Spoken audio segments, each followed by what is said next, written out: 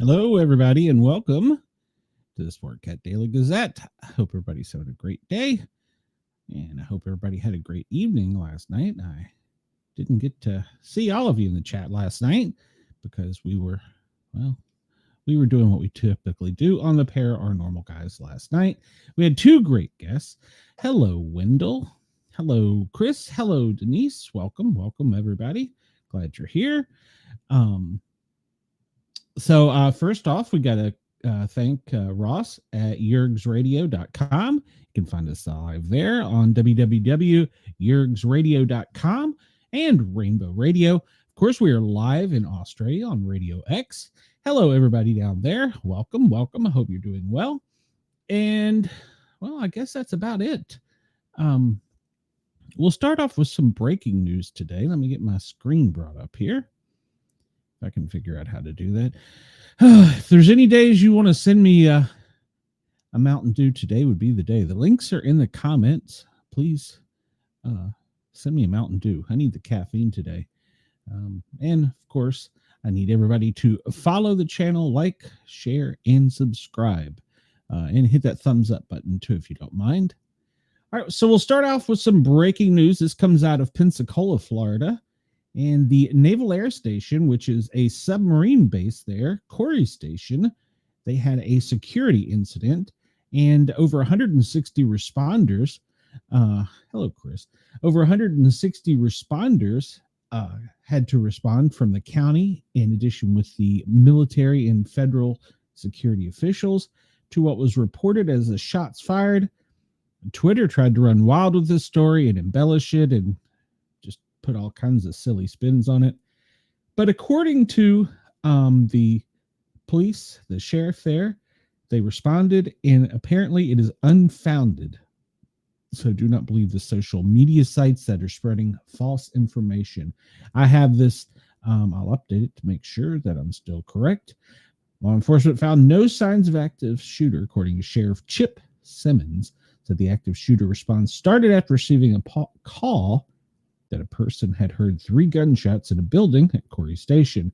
The sheriff's department responded, military, city police department of Pensacola responded, and of course that brought fire from both city and county, as well as the Naval Air Station, military and security officials. All total over 160 individual responding units, including EMS, and they're going to be on the scene for a little while to continue sweeping. I turned on the radio for a little bit, and I heard him calling for the rabbit tool to pop doors. So it sounded as though they were still searching. But according to 2 news sources, and I'm going to quote the Pensacola News Journal as it is the most local, it is unfounded. The Naval Air Station, Pensacola, posted that security forces and local military and law enforcement responded to active shooter at Corey Station, which, as I said, was a submarine base. And as of currently, they have found nothing. So they are standing down. In fact, they were returning agents, and they had released the 2 helicopters, medical air helicopters that were en route. So it sounds as though there were no injuries, nothing found as of yet. But we will continue to check and make sure. But do not believe any of the fake news that Twitter was trying to get stirred up. Goodness gracious, what a mess. The trolls are active. All right, so we will start with our normal stuff. I got a lot of stuff to cover today. Even though I got like 4 hours sleep, I got a bunch of stories for us to cover if I can not break my mouse. So we'll start with what we normally do, which is the daily operations briefing. And this is similar to what is provided to the president every morning. Of course, ours that I share is not top secret, classified, and would not damage anyone if they knew it. Well, maybe if you were worried about weather. All right, so currently they are monitoring severe weather, which is going to be located in the southeast to the mid-Atlantic. And if we remember correctly from yesterday, that's all pushing off the coast. We are still worried about critical fire weather, which is going to be in the southwest and the southern plains. Yes. The Twitter trolls. Hello, Casey. Come over to the YouTube channel and give us a like, thumbs up, and all that good stuff. yeah, the fire danger is going to be increasing throughout the South, especially last night with the winds. It dried out what little bit of precipitation we got. What does he say? You will start to feel so much better when we get to the wind map. Yes, yes, yes, we will. The wind map is all of our favorites. I almost forgot to bring it up. They're also monitoring heavy snow in the western U.S. We talked about that being over the Cascades. It's probably moving towards the Rockies. All right, so this is the final line of thunderstorms that are going to sweep through the country in the next 24 hours. And like it was isolated all off of the East Coast, and hopefully most of it's pushed out yesterday, but there's some still significant damage. But so far, D.C., Maryland, Virginia, Pennsylvania, West Virginia, D.C., Delaware, Maryland, and Pennsylvania are all operating at normal conditions. The Virginia Emergency Operations Center is monitoring, but it's more worried about winter weather. West Virginia is at full activation due to the previous incidents and the winter storms approaching. And Region 4, Alabama and Florida, Kentucky, North Carolina, South Carolina, Tennessee are either at partial or full activation depending on the weather and the flooding. So keep an eye on that. FEMA is there. Yes, bestie. Okay, so we'll get right into the weather. We know I'm becoming a weather nerd. Thank you, Chris. In the national forecast, we see that Alberta Clipper is now going to skirt Wisconsin, Michigan. It's finally going to do its damage over the Appalachian Mountains, extending from Tennessee all the way up through the Maine area. And it's going to put light snow in the Tennessee, West Virginia, and Pennsylvania regions with mixed precipitation, changing later tonight to heavier precipitation in New York, Vermont, New Hampshire, and Maine, with some significant rain on the coastline of Boston up there, and probably upper New York City, that is. Tomorrow, this front is going to continue. I had to put on a long sleeve shirt. It's cold out there. Currently, it's 49 in Atlanta. Geez, we were 80 just the other day. Tomorrow, the cold front's going to continue to push downward, and we're going to see the snow extend more across the middle of the country, reaching over to the East Coast. And then Saturday, it's going to push down, but it's not going to be cold enough in the south for snow. We're just going to get rain. However, parts of Texas and Arizona will get some snow, along with Virginia, Tennessee, West Virginia, that little area there. So that is the national forecast. Is Shay going to do the wind effect? I messaged her and wanted to see if she wanted to come on, but we know she works nights, so she may have been asleep. So I doubt she will do it. And maybe Chris can talk Casey into do it. Snowfall forecast for the country today.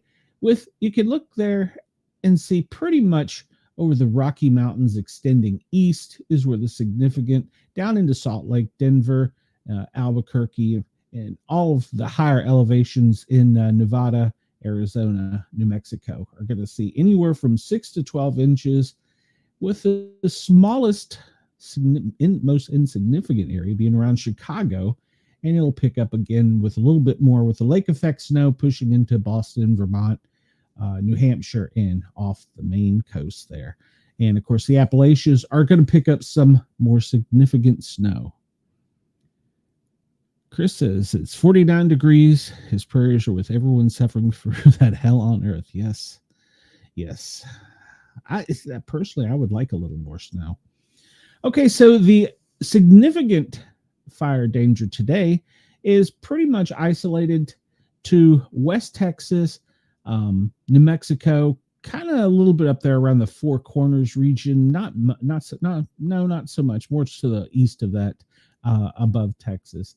And tomorrow, it's going to shrink slightly as the precipitation moves further south. The only significant hazards to look for, it says this is from March 8th through the 12th, so they're already looking past the weekend. FEMA's already looking for the weekend. Heavy snow in the Cascades, with precipitations to 3 to 3.5 feet. Ooh, goodness. High winds up in the Rainier Mountain areas, of course, down in Denver, and that's going to extend all the way down almost to Mexico.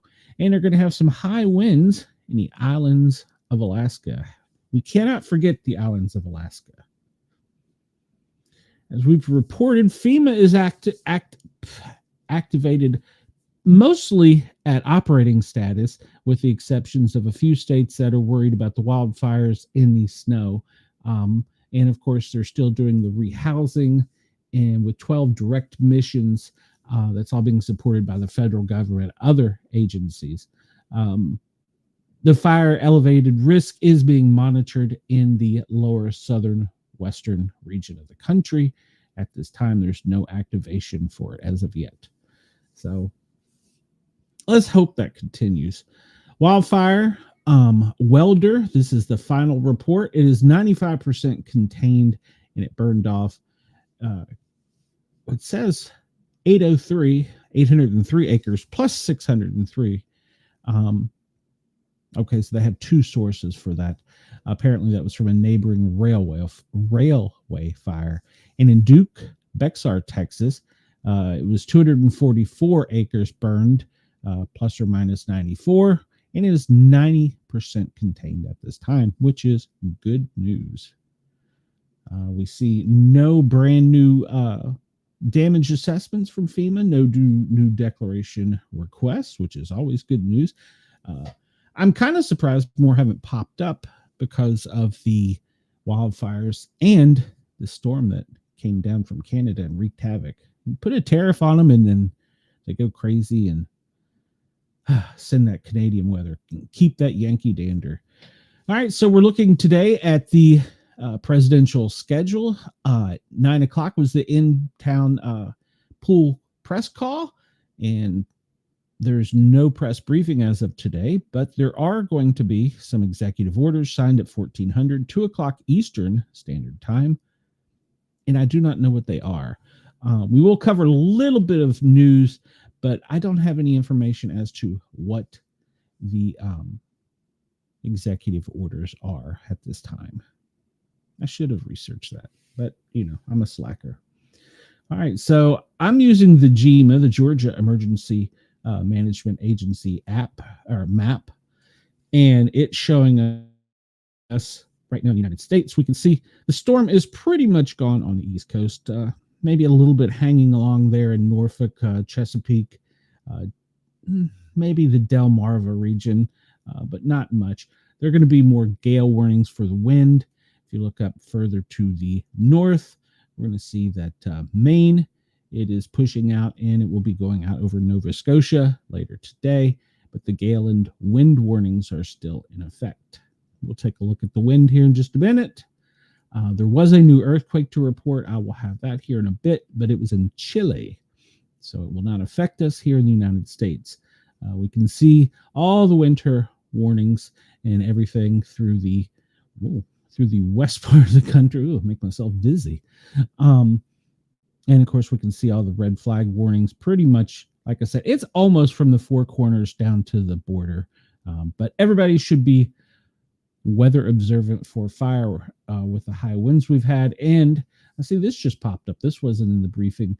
Florida has now got red flag warnings for central Florida due to the low humidity. And of course, they also have some rip currents in small gale forecast for the winds. All right. Let's go down and check out our friends down under. We'll see the Cyclone Alfred is still sitting there off of the coast of Brisbane. It is starting to lash it a little more severely. So we can expect. I tried to look up power outages in Australia, and they do not have one designated site like we do here in the country. So it's kind of hard to chase down where the different outages were by I guess they're different agencies or municipalities. But they were experiencing some power outages in the area. The high wind is still circulating off of Brisbane with the eye. Still has not made it to shore yet. I don't understand that. That storm was moving at a pretty breakneck speed, but then it decided to slow down. They did have okay, that's old news. We won't even bother with that. Yeah, it had been moving so well, and then I guess well isn't the right word, but it had been moving so much, and then it just kind of stopped. So yeah, it is kind of stationary and slow moving. All right, and here is the beloved wind map, and we see here in the U.S. that trough is now off of the coast and has met up with that other front, and will be pushing the cold air back up north over Maine, Nova Scotia. And hopefully it won't bring too much snow, but you can see it's pulling off of the lakes. So you're going to have some lake effect snow pretty much from the mid-Atlantic all the way over through the Northeast up into Maine. So there will be some lake effect snow. There's another small low trough developing down, coming off of the Pacific, going over Mexico, coming up and circling around just under Denver, and it's creating a little circulation there. It's tapping a little bit of Gulf moisture. That'll be the one that moves across the country, but it's got less moisture, so it's drying out the air, causing the fire elevation. And you can see on the Pacific, it's pretty much skirting the coastline there. So that's what's causing the gale force winds, and not much is coming ashore until it gets down in that little low that's meeting up and pulling off the Pacific and meeting the one over the Gulf there. So, yeah. Up in up in Alaska. Let me hit the caffeine again. Chris says he told Casey about the wind map. So we may have another one on board. Well, it's a great map. We can see that the wind is pretty high off of the islands of Alaska at this time. And, Russia's so close you could almost see it. The wind is rushing down from the Antarctic, and it's what is meeting up there to the southern area of Alaska off the islands. Let's go down and visit our friends down under and see what we got here going on with Alfred. It's picked up a little bit of intensity, though, it looks like, with the wind. It still looks like it's a nasty little bugger sitting there spinning in a counterclockwise direction right off the coast of Brisbane, and it just keeps tapping that air and sitting there. And it looks like it really does look, I don't know, Chris, what do you think? It looks like it's intensified in wind speed. So, yeah, our friends down under, they have that to contend with for the next little bit. Casey's asking the wind map time. This is current information as provided by the weather services and matched with AI. Yes, it does look ominous. It has actually, I need to pull up the actual wind speed. Yeah, that's a pretty nasty little storm, and it's just sitting there hammering the coastline. Yeah, you can see even on the wind map, you can see the intensity of the storms pushing through. So yeah, that does. When you think of a cyclone, that is definitely what you think of. Goodness gracious. I hope everybody in Australia stays safe. The good news is, if there is any good news, once this pushes ashore, it's going to take a left, and due to the train, it should dissipate. Casey says she has so many branches in her yard from yesterday. Yeah, it was quite windy in the mid-Atlantic up in the Chicago. Windy City, right? So, yeah, that's the down under map. And one thing I've always found interesting, and I'll bring it back over here to us, but we often hear of dust storms coming from across the other continent, usually out of Africa. And this map really brings that. Of course, that'll shift more into the summertime, but you can see how it'll bring it off of the coast of Atlanta and pull it right up into our jet stream.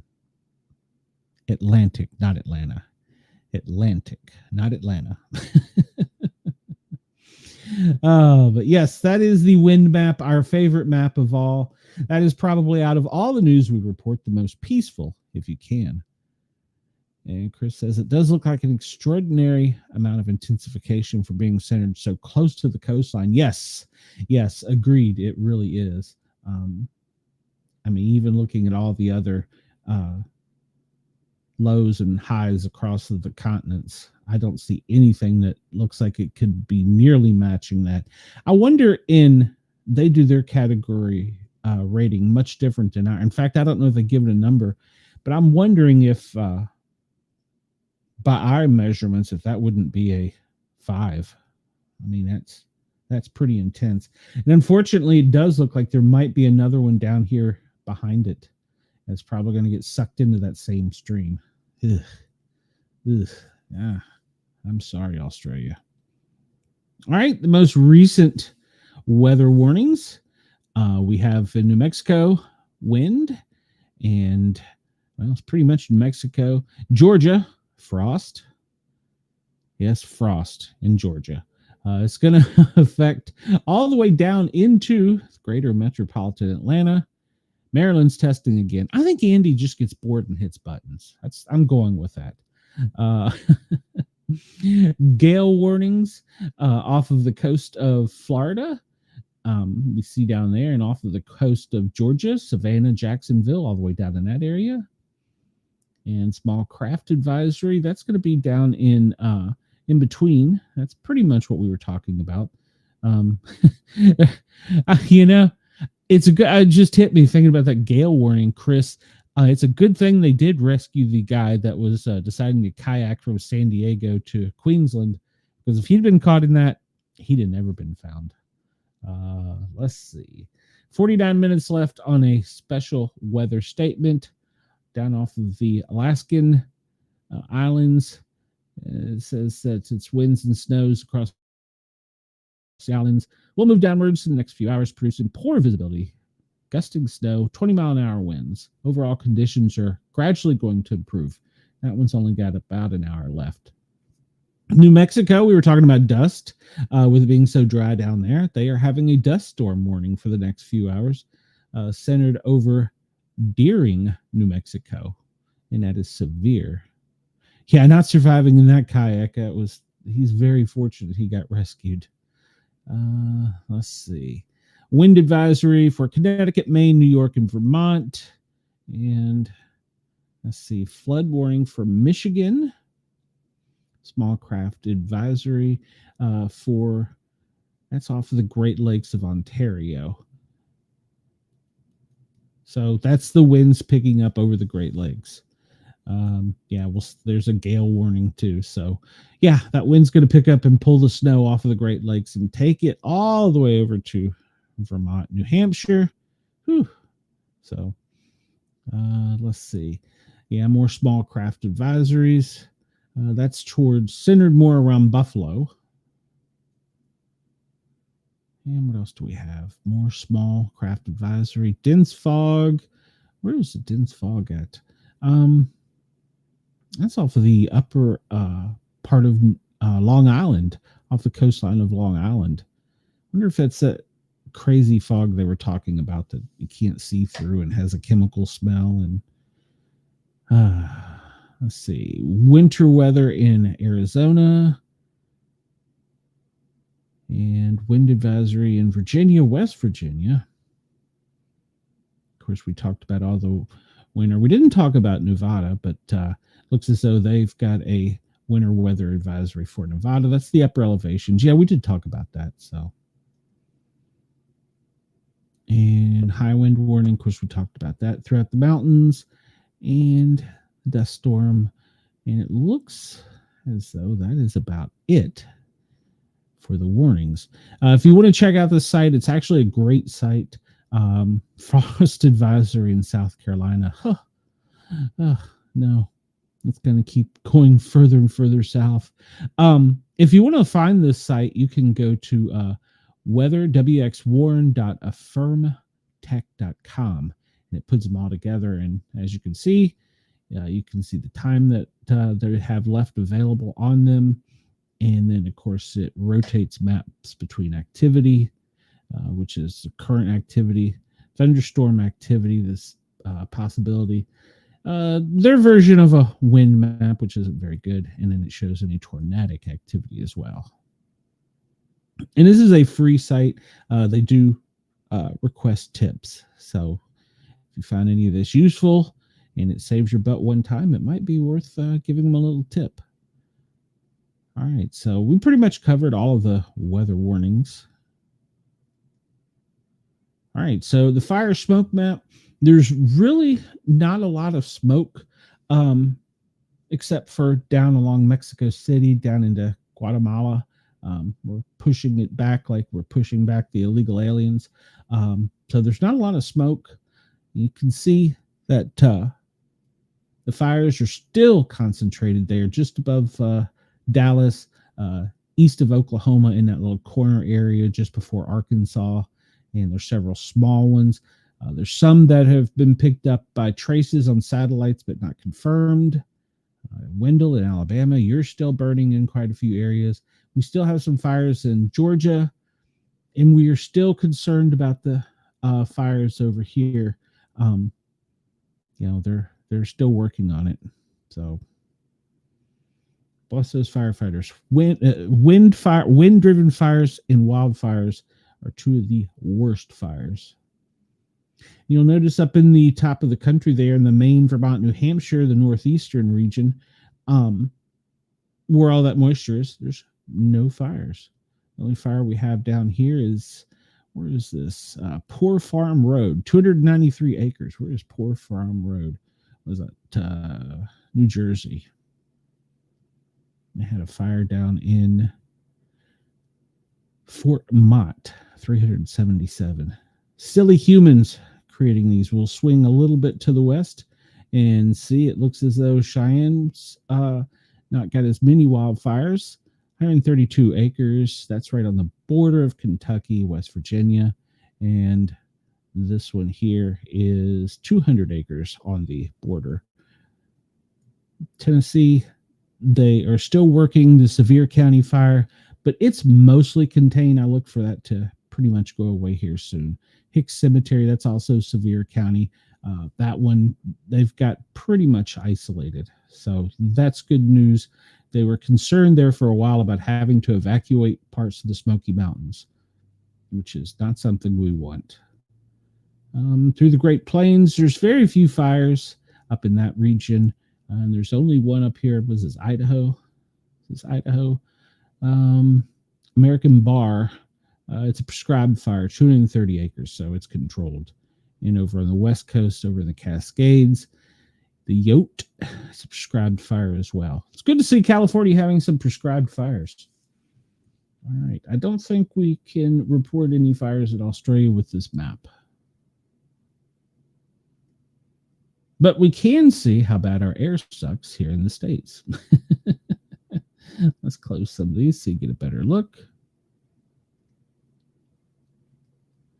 And we can see that really with the winds, pretty much the center of the country over to the east have cleared up the air quality. So the air quality is not quite so bad.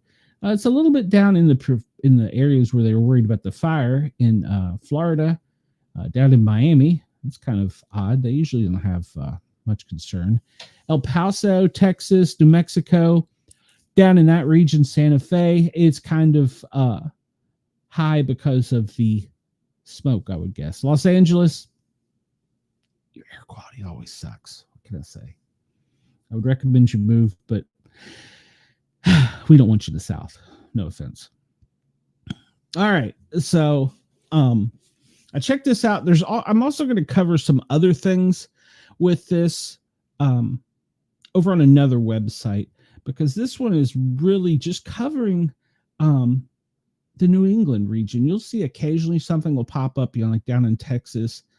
But it's, for the most part, the people reporting this, I need to get Shay on board and see if she will report for West Virginia. And this is a free site. Anybody can join. You can go to the New England Fire Rescue Newsnet and you can report it. You can join up by being a dispatcher. It's free. And you just listen to your police fire radio and you report what's going on in your area. So the most recent incidents we have Wilton, Connecticut, a working fire searching for a possible person in the, no, I'm sorry, working fire. Okay, no, it's not working fire. It's Wilton, Connecticut, police and fire searching for a possible person in the Norrock River, last seen 24 hours ago. Well, hopefully they find him.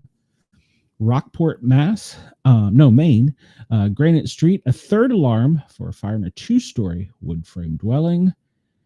Medford, second alarm, and has reported that officer in charge has reported the bulk of the fire is knocked down and they're opening up, which means they're opening up to let all the smoke and heat out so that they can see if they got any more hot spots. You can see how that went from a regular alarm all the way up to a second alarm in Medford. Manhattan, let's see, this was about 5 this morning, 435 East 105th Street. Battalion 12 reports fire is knocked down, and they have not had, they're canceling all the special units. What do they have? All hands operating. That's a 1077 for a box alarm. The apartment 7H of a 20-story, 200 by 200 high-rise occupied multi-dwelling. So that point in time, it was at 4:57. It was doubtful. Will hold the initial alarm. It looks like come in. Would it come in about 4:40, somewhere around there? Yeah, 4:45. In Chambersburg, Pennsylvania, Chambersburg Fire Department was on scene for a working fire in a 50 by 600 chicken barn, well involved, extending to the brush. They were requesting mutual aid for tankers. Tankers, just what it sounds like. It's a water tanker. Oh, and that's bad news for the Northeast with the chicken industry. If another, like, sometimes I wonder if some of this isn't man-made, man-created. In Manhattan, they had a stabbing early this morning at 3 o'clock. Patient was transported in unknown condition. And let's see here. At about 3 o'clock in Dallas, Texas, this is local. They had a high-rise occupied multifamily dwelling. Doesn't really say much about what the fire was. We'd have to Google that one to find out more. Pottstown this morning, Pennsylvania. They had a working fire in a 2-story private dwelling. And let's see, this is an update on a 2 o'clock box alarm in Manhattan. They had a gas leak on scene with a high activation of CO, and they activated a strike force team. In Bristol, Pennsylvania, they had a working fire in a 1-story private dwelling. New Jersey. All right, so we're getting back into yesterday's news where they had the fire in New Jersey. So that's pretty much it. They're still searching for the missing person, it looks like. So we will keep an eye on those news stories. If anything comes up, anybody wants to update me, let me know. And this is the event map. And I tried to scan over it real quick to see if anything new had popped up. And it didn't really look like much was new. I mean, aside for the weather conditions, I didn't see anything that just jumped right out at me. Most of the things were kind of old news. I wish they would take them off after 24 hours. But I didn't really see anything that was new. I'm going to scan again to make sure. A lot of these are weather, so those are obviously going to be on there for a while. Oh, we didn't have this one yesterday. So this is, they call this a social incident. It is a cyber attack disrupted systems at Washington hospital. So let's see if we can view any details on that. I hadn't heard of that story. Let's see what we got. United States cyber attack disrupts systems at Washington hospital. Let's see what the source link is. Cyber attack disrupts system at Washington hospital. Colfax, Washington, Whitman Hospital and medical clinics and internal electric caffeine is not kicked in. Electronic systems are down following a cyber attack. If you have an appointment at the hospital or any of our clinics for Wednesday, 5 March, please understand there may be delays, but we may remain open. There may be delays. We may remain open. We may close. Who knows?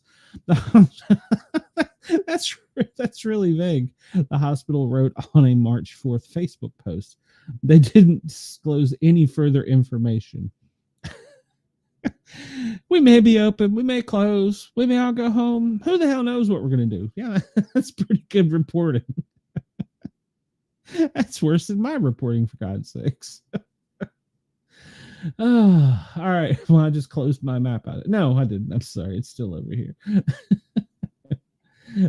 We may be open. We may close. Who knows what the hell we're going to do? Yeah, good deal. Let's see. That one's an old story. These should all be old stories. Public says shooting over a basketball game near Baltimore leaves 2 dead. No, that is new since yesterday afternoon.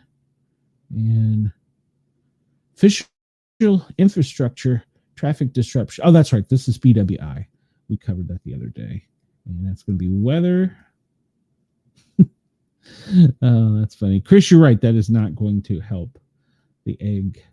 And what's funny is, we get these from, that's one of the things I like to highlight. I use so many different resources, but you don't see that at all on the National Emergency Event page. That to me should be something that we should be covering. Maybe I'm wrong. Let's see. We did that one. Still a question mark down over the Keys.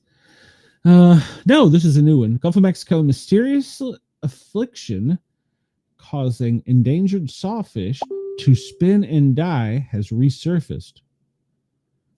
Okay, that's got me curious now. What does I've got to know more. A mysterious affliction that causes prehistoric endangered small-toothed sawfish to spin erratically in Florida waters and often die appears to have resurfaced, with more than 50 deaths recorded last year. Following a roughly 9-month lull, there have been 22 reports of the odd spinning behavior involving sawfish in waters around the Florida Keys since December. That's what's prompted this alert. It's unclear what is causing the problem that has led to the 54 sawfish deaths last year. The agency reported that testing for parasites, bacteria, viruses, and I lost my place, parasites, and more than 250 chemicals, as well as checks for such issues as toxic red tide, have turned up nothing definitive. Scientists have discovered some subtle changes in the brain tissue. I would think if they were spinning sideways, that would probably be like a stroke to humans in the afflicted fishes, but more research is needed. Unfortunately, the way we research it is we pick them up and we kill them. The sawfish are related to rays, skates, and sharks are named for the elongated flat snout that contains a row of teeth on each side. They have been around for millions of years and can live decades and grow quite large, as long as 17 feet. They were once abundant along the coast of the southeastern U.S., but are now located mainly off the southwestern tip of Florida, the Keys Island, and their habitat is continuing to shrink. Legislation has approved $2 million to fund the investigation into sawfish deaths. That's too easy.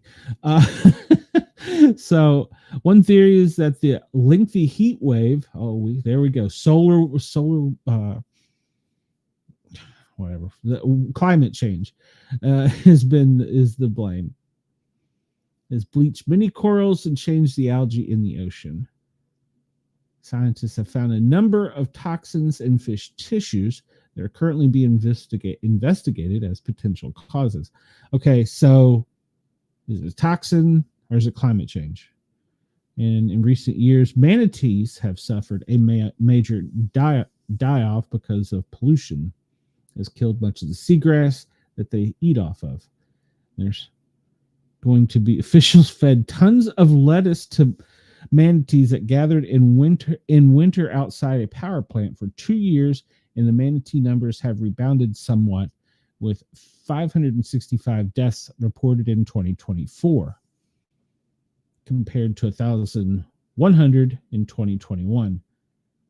Now, I kind of have a problem with that. This is just my own 2 cents on that. If we're bringing lettuce to the manatee, are we not making them domesticated? I mean, it's going to increase their perception of humans. Oh, they may have a head of lettuce for me. I don't know that that's a good idea. But I guess on the other hand, we don't want them to die either. Elongated flat snout would be a cool band name. Well, elongated fat snout, phallic flat snout would be better, I think. All right. We'll scan around here a bit more, see what we see if anything new pops up. This is still the infrastructure down in Port of Haiti. Port of Haiti? Haiti. Port of Haiti. Good Lord.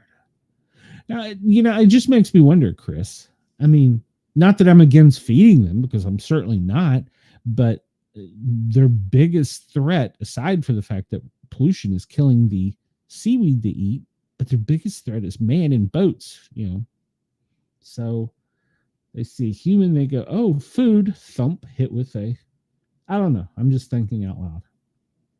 I'm not that bright, but I mean, I'm certainly not opposed to feeding them that lettuce. I mean, I'm sure there's probably grocery store chains that have it that's probably going out of date that would be glad to donate it rather than have it bought by the federal government. But I don't know. Exactly, Chris. Isn't that why don't feed the bears? Yeah, you don't feed Smokey. So I don't know. I'm just thinking out loud. I mean, not that I want the manatee to go away, but maybe we could somehow figure out. Well, no, this is also probably there was a great debacle on the Potomac River back when I was a child. They had a toxic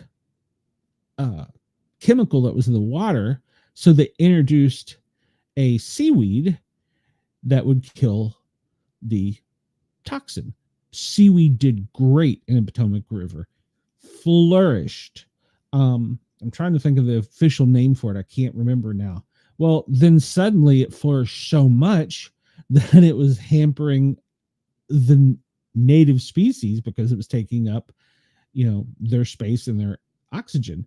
And so they had to come back and introduce a fish that would eat the seaweed. And you couldn't catch those fish. So it's like you add one thing and you got 10 other story about. Let's zoom out. We'll go down under, take a quick look around. A little story.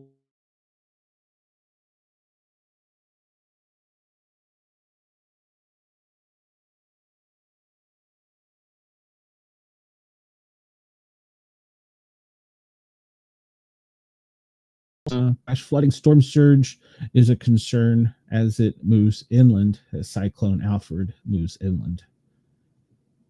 And as of 6 a.m. local time, it was still, the eye was offshore, the Coral Sea.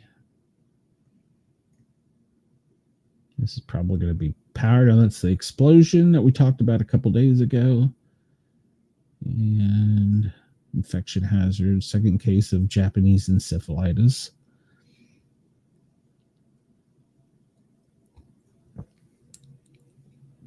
All right. I'm slow moving. I don't remember seeing this one the other day. What the heck is this? Ecological disaster. Proliferation of animal pests. The first coconut rhinoceros beetles have been found outside Wacky area on the Big Island. Okay. You've got me curious. We're going to look at this for Hawaii.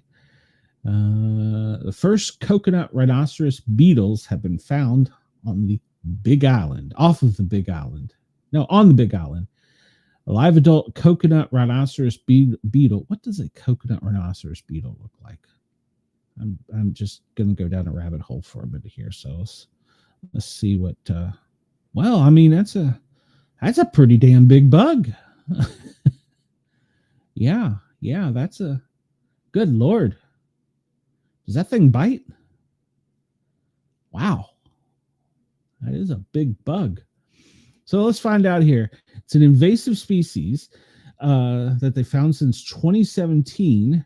Beetles discovered at Natural Energy Laboratory, Hawaii Authority. It was found near a laboratory. The beetle larvae were first discovered in 2023 on the Big Island, with several subsequent captures of adult beetles, but no since detection of the larvae. The total number of adults is now 7. I don't know that puts a crisis, but I guess it could. It is unclear if the beetle are connected to the population, are new introductions via host material from shipments from Oahu. So I guess that's always possible. Came over on shipments. Adult beetles lay eggs in decomposing plant material and often found in mulch in the soil. They develop within months and emerge as adults and feed on the growing sphere of palms. Coconut rhinoceros beetles have been known to attack challah and banana. Coconut rhinoceros beetles found should be reported immediately. Yeah, I would, to the local agencies. Big Island residents, especially those of Waikoloa areas, are even greater western Hawaiian regions, should carefully check any purchases of mulch or soil, particularly local brands purchased in Oahu, for the presence of adult coconut rhinoceros beetles or their larvae. And adult beetles can easily puncture plastic wrapping and lay eggs inside, allowing for the development of larvae during and shipment. Now, see, that's just hey Ken, welcome. Ken, did you see this bug that is now over in Hawaii, the Big Island? Good lord, look at the size of that thing. It's a good thing it didn't bite anybody. But that's interesting. That shows evolution. So what they're doing is they are finding Home Depots, Lowe's, wherever, and they're going and they're puncturing and laying their eggs. That's evolution, folks. That's evolution. They've learned to adapt with us. So interesting. But if I woke up and that bug was on me, I would probably shit myself. Let's just be honest. It is exactly as described. It is a very large beetle with a horn. So it is. It's a coconut. I assume coconut because of what it eats. Rhinoceros because of its horn, and a beetle because of its species. Yeah, I would shit myself if that was if I woke up and that was near me. So yeah.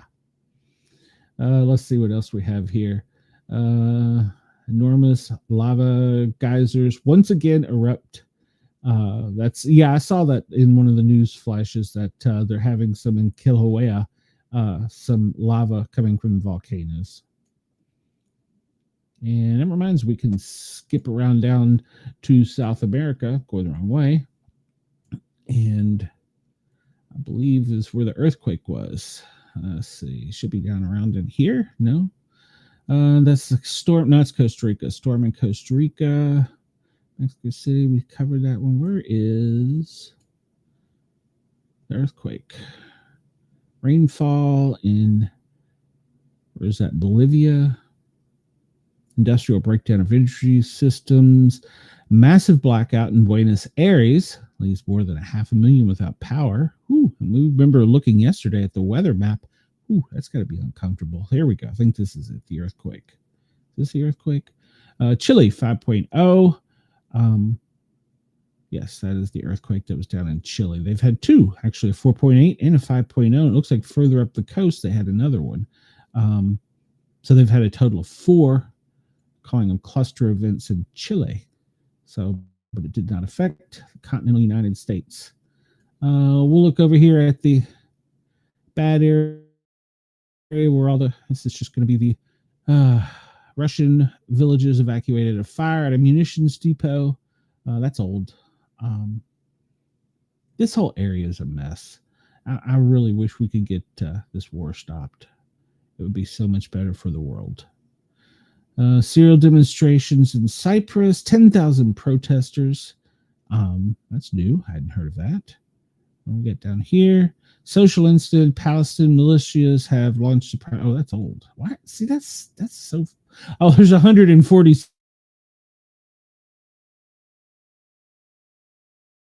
that go down there. It's just such a mess.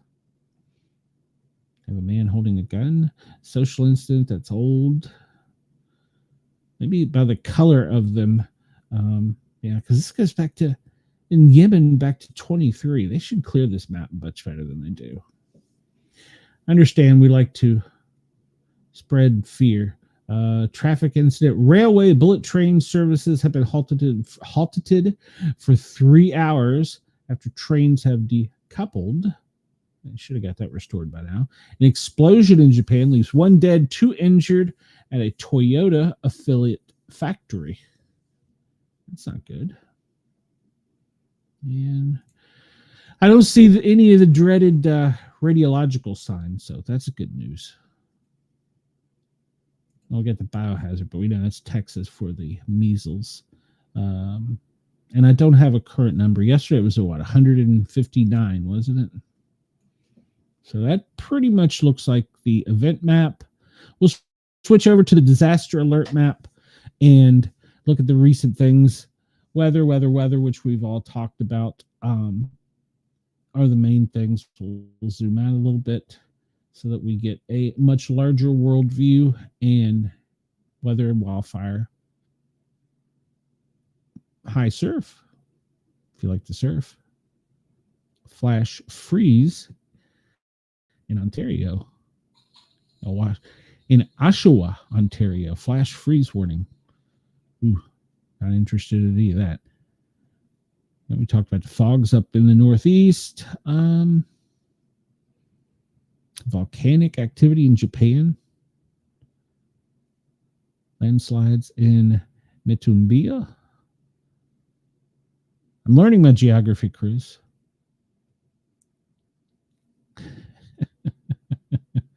Yes, I am sorry. I wasn't talking about YouTube spreading fear. So there was actually, I don't know if anybody caught this yesterday, but yesterday after the show in post-production, I go and change the notes and whatever, and any hashtags or just whatever it might be. They had put a hold on my video, and for like 2 hours, I couldn't access my own video, but they released the hold. So I don't know what I said yesterday that made them check me out. I was a bad boy yesterday. I don't know. Let's see. Australia, yeah, we know it's horrible. We need that to just go away. All right, we're going to look at, as we finish out some of this, 10,000 are still without power down in Texas.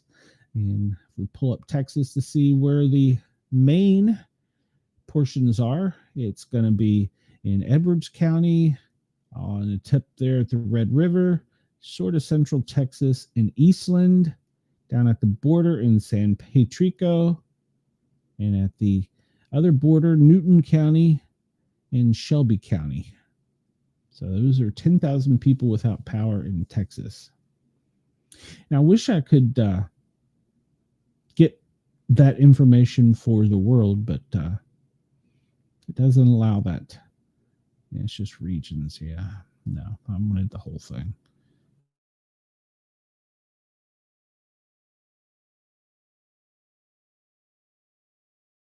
Do we have a change in Texas, California? California has now, since I brought this up, has entered a picture with greater than 10,000 people out. Where?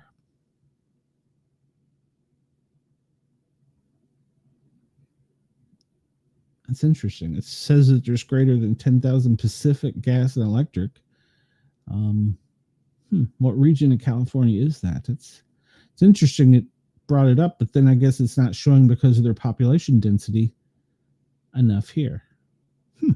Interesting. Well, in the state of California, there's currently 12,230 people without power. Whereas in Texas, there's 17,789. All right, let's see what else we bring up here. Yes. From U.S. News, 10 Democrats have joined with Republicans to censure Al Green for the Trump speech protests. This is from CNN. 10 Democrats joined with House Republicans on Thursday to censure Al Green for his protest during President Trump's address to Congress this week, a formal condemnation of the Texas Democrats' actions. The vote highlights divisions within the Democratic Party over how some members protested the president's Tuesday night remarks. Locked out of power in Washington, Democrats are searching to find a compelling, unifying message to counter Trump.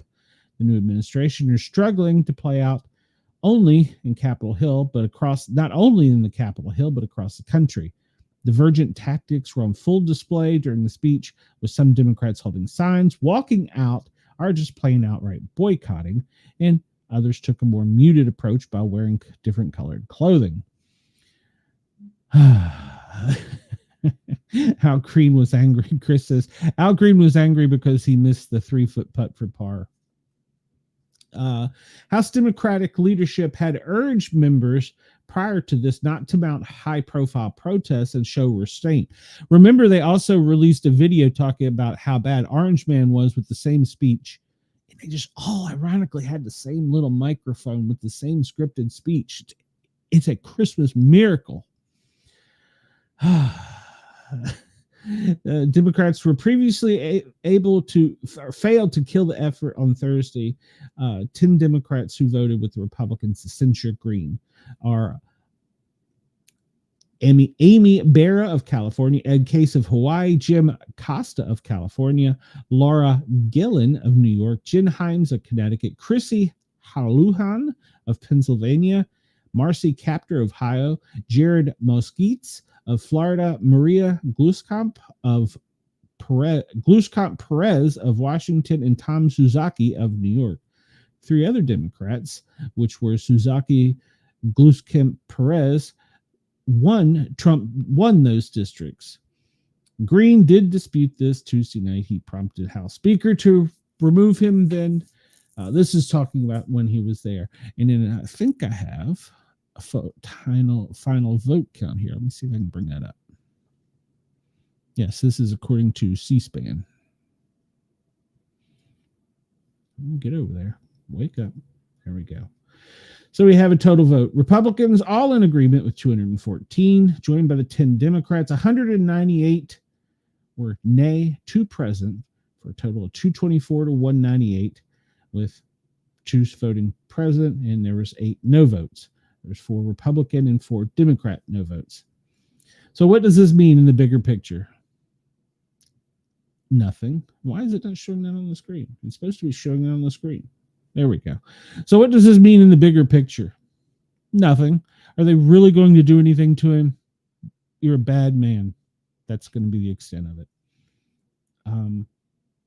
I don't think the speaker has any more power than that, other than just a formal letter of condemnation.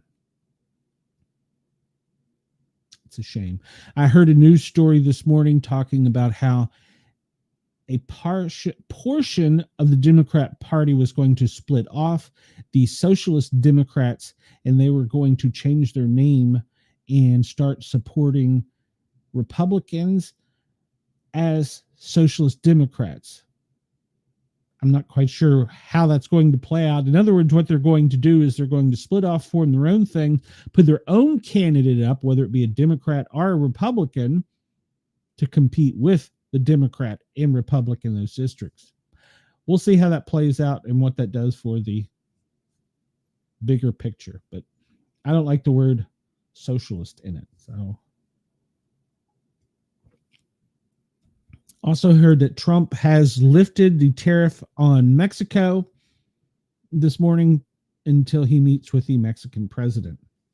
He talked to the Canadian Prime Minister again, and he cited numbers of fentanyl cases and how that with all that we've done down at the southern border, it is worse, and the Mexican cartels have now invaded their areas and their government, and that's why he expects more help.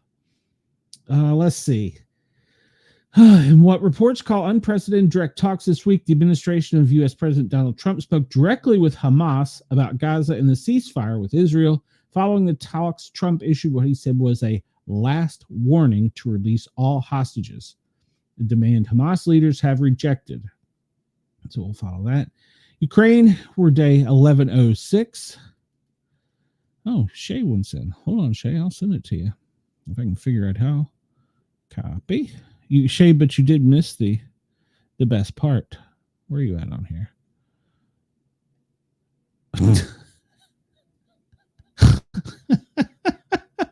I just read a comment by Warren. That scares me. Warren, jump in the chat. Only if you're in the chat. Warren. All right, so I sent Cheyenne the link. She may hop in here for a few minutes with us. Let me close that. So we're in day 1106 of the yes, she's about to be here. Of the Russian invasion of Ukraine.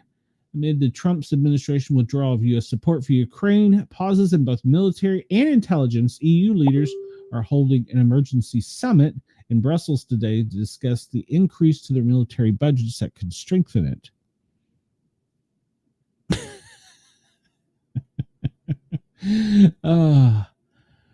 Well, no, there was no real rant today, Cheyenne. There really wasn't. Let's see. Unnamed government sources say the U.S. President's administration is planning to revoke temporary legal status to some 240,000 Ukrainians who have fled the United States amidst the Russian invasion of their country. Now, that's from a Reuters citation. I would think that their president would be all for that because that would give him more fighters for him. Am I wrong? Trump said yesterday that he is lifting... he spoke with executives with Ford, Motors, GM, and Stellantis, and he would exempt automobiles coming from U.S. from the newly imposed tariff. He also, he didn't really go, this doesn't go into it, but hello, Shay, okay. They're also going to not tariff parts coming in. So whether it's a complete car or parts, they're not going to tariff, at least for a little while. The U.S. Veterans Administration is about to face some almost 400,000 employee job cuts. The VA Secretary Doug Collins says layoff would not mean any cuts to benefits. I need to read up on this because I got in my email a warning from the CDC as a paramedic about a pandemic. Let's see if I can find that real quick.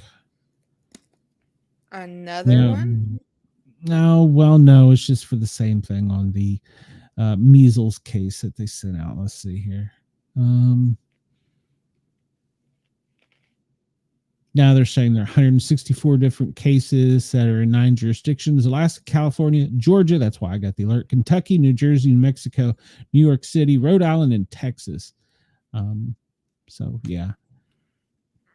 Average age under 55. 34%, 5 to 19 years, 48% with a total of 79, greater than 20, 29, vaccination status, unvaccinated or unknown status, 95%. And is currently representing 20% of U.S. hospitalization. Please check children under the age of 5 up to age of 19. Okay. There's only been one confirmed death, so that one death they were trying to push out of New York City did not occur here. Let's see. The Department of Justice, the Senate voted 52-46 to confirm the appointment of Todd Blanche, the former criminal defense, to the Deputy U.S. Attorney General. Now we're getting down to the deputies and the lower people that we don't really know about. Let's see. Utah voted yesterday to make their state the first in the U.S. to pass legislation requiring app stores, such as those from Apple and Google, to verify users' ages and obtain parental consent from minors to download apps. Governor Spencer Cox has not explicitly said if he will sign the measure, but reports note that he supported an earlier law. Currently, it has been blocked by court rulings that require the age verification. All right. So we talked about foreign when they talked about foreign aid. That was a big topic the other day. The Supreme Court, in a 5-4 ruling, rejected the bid to freeze nearly $2 billion and ordered a lower court judge to clarify his earlier ruling requiring the release of funds to U.S. foreign aid workers that has not already been completed. Okay, so the big deal on that one is the judge that ruled it, they're saying that he didn't have the authority and he needed to clarify what his ruling was. And then one of the justices tore into him and said, you got your GED in Canada with your law degree, and you've only practiced law in the United States for 5 months. How are you ruling on a federal case in a local court? So one of the Supreme Court justices really ripped into him. I'm here for that. So, well, I mean, there's a legal system for a reason, and a lower court cannot rule on a federal issue. So, a new report marking 30 years since the Beijing Declaration of Women's Rights and ahead of Saturday's International Women's Day, the United Nations agency focused on women's rights and gender equality, saying nearly 1/4 of the governments worldwide reported a backlash to women's rights over the past year. The report notes that globally, a woman or girl is killed every 10 minutes by a partner or family member, and that cases of conflict related sexual violence have increased by 50% since 2022, but does note progress on girls' education to access more access to family planning worldwide. That's good. French president is in a speech yesterday is open to extending protection of its nuclear arsenal to Europe. So what that means is he's putting a bullseye for Russia on his country. Of course, that would invoke Article 5, which would start World War III. And all right, so South Korea, I saw this earlier. 2 South Korean fighter jets accidentally dropped multiple bombs on a civilian area of the city of Pocheon today during a joint live fire exercise with U.S. military, injuring at least 15. Military officials have suspended all live fire drills across South Korea pending an investigation. They bombed their own people. Whoops. Oopsie. Whoopsie. Yeah. Sorry. Didn't mean to drop that there. Let's see.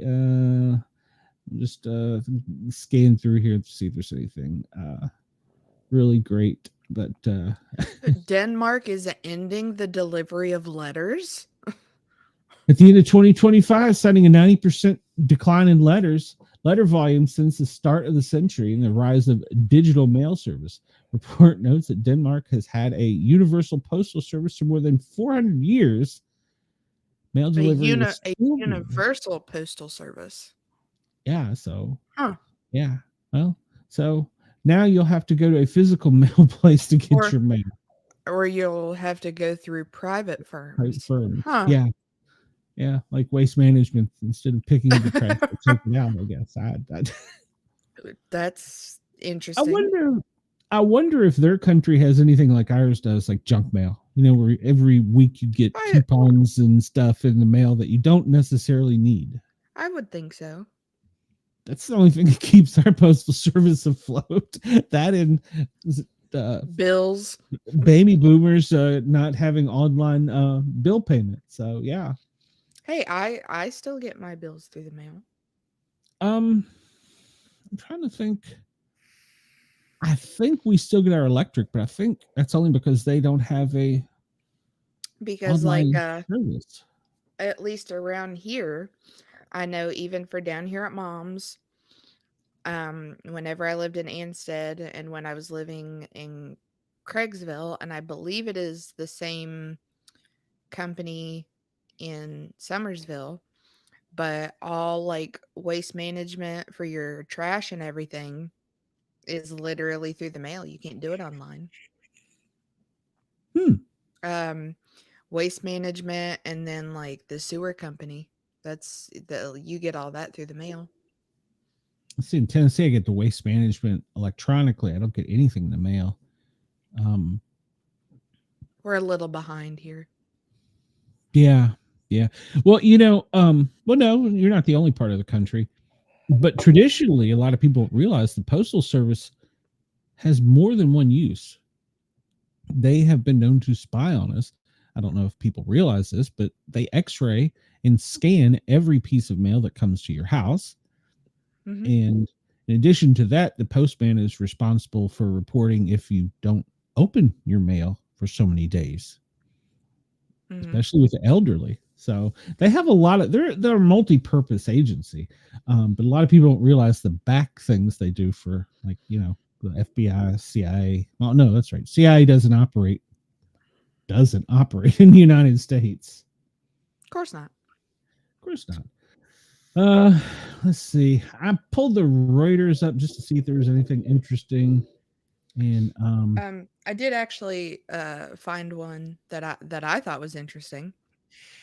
what's that? Um, which I wish I would have found it yesterday because it would have been more fitting. But apparently, as of Tuesday, there was the first Loch Ness monster sighting reported in 2025.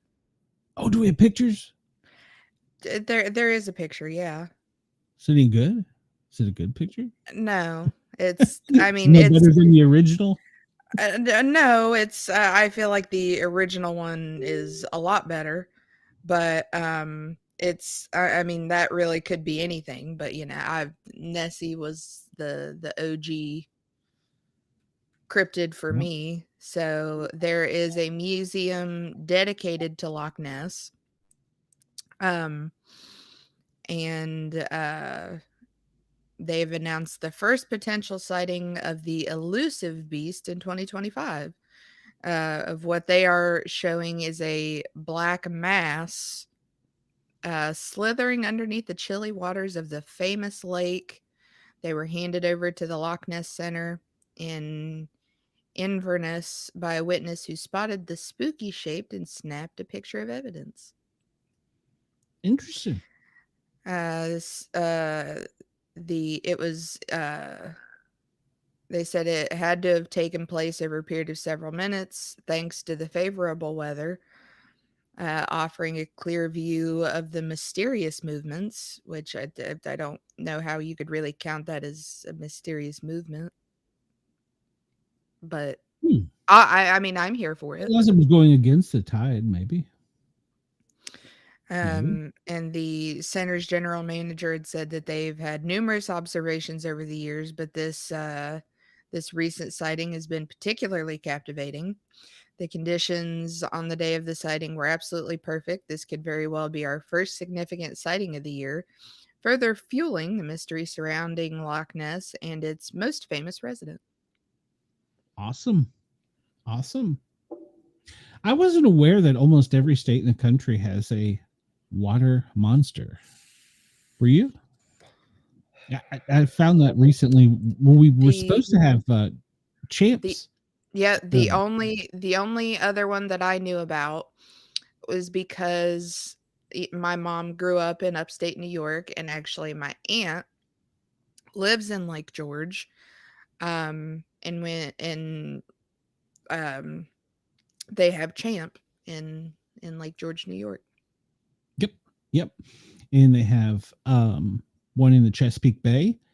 I'm trying to think of its name. Oh gosh, but yeah, I yeah. mean, There's we Tennessee probably has one. we probably have them in the Kanawha River, but that's probably like a giant catfish that's been mutated.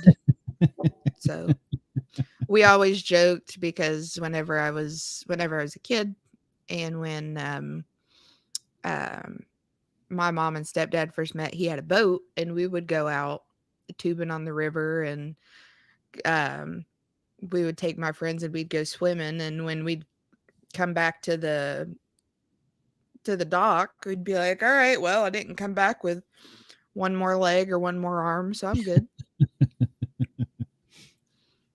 Yeah, there used to be down below the dams in Tennessee reports of catfish that were the size of small automobiles.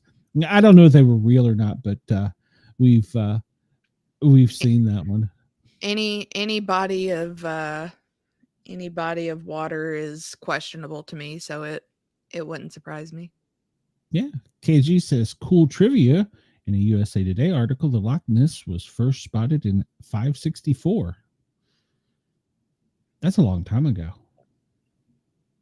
I'm assuming that's 564, as in the year AD. I, it wouldn't surprise me. I No, it wouldn't. I always wondered because I distinctly remember on the History Channel watching a feature on over the weekend whenever I was with my dad, and them like going over the famous photo of what that could have been. Yep. And I always the one that made the most sense to me, it was basically that it could have been a fish that was jumping up and like it curved. Um, but I always found it very interesting of what if there's got to be more than one. Absolutely. I One guess of the kind of like Bigfoot. There can't just be one. yeah, there's got to be more than one. One of the original online web cameras was for the Loch Ness. They Mhm. had cameras along the water, and they encouraged people to watch. I don't know if that's still active or not, but they encouraged people to watch and report anything they saw 24/7. That was back at the very first webcams, so Mhm. I remember that. I would I check it mean out that occasionally. I bet there's still ones out there. Gotta be, gotta be. Let's see. We'll finish it. Trump is going to ban or could possibly do a travel ban on Afghanistan and Pakistan. They'll just call him racist. Let's see. I'm just going to skip over this because there's not a lot. We're not going to get much. Modern slavery cases in Britain reach record high. Interesting. I didn't think that was still a thing. Yeah, I didn't either. Um, in London, number of potential modern slavery victims has rose to a record as of last year. Growing crime that experts say require the government to undertake urgent reforms. 9,125 referrals of potential victims have been Urgent reported. reform. We had reform how long ago for that? Yeah. The crime takes various forms in Britain where men, women, and children can be forced into exploitive work in the drug or sex trade, car washes, nail salons, private homes, and the social care sector. So they can force you to be a paramedic. Now, I know whenever they say in social care sector, um, a previous boss of mine who worked for um a company that helped people like with disabilities and different things like that to like help take care of them. I guess it was kind of like a group home situation. They were honestly very bad about like trying to force you to work. Like her significant other was forced to work some crazy hours because they couldn't keep people because the working conditions were terrible. Oh yeah, I've been mandatoried for 48-hour shifts, before. So is that what we call slavery? If so, I'm there for it. I think a lot of this is what we call the sex trade, and what we're trying to eliminate down on the borders are the drug and the sex trade. Car washes, people are being forced to work in car washes. Really? You gotta force people to wash Y- cars? yeah, that's a different one. Yeah.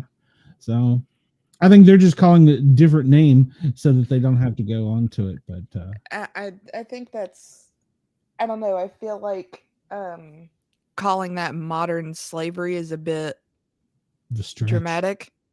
Yeah. British nationals were the top nationality, while Albanians were the second, followed by the Vietnamese.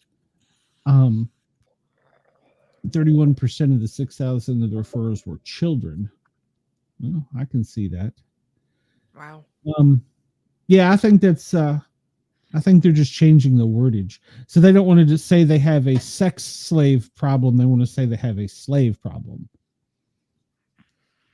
They're just grouping it together, so it sounds nicer.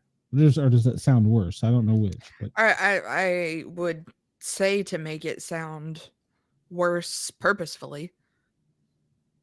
yeah. Let's see. Accidentally bomb. Do we have video of the accidental bombing?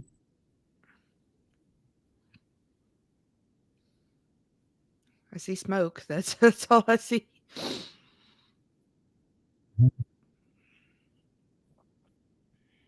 Oh wow.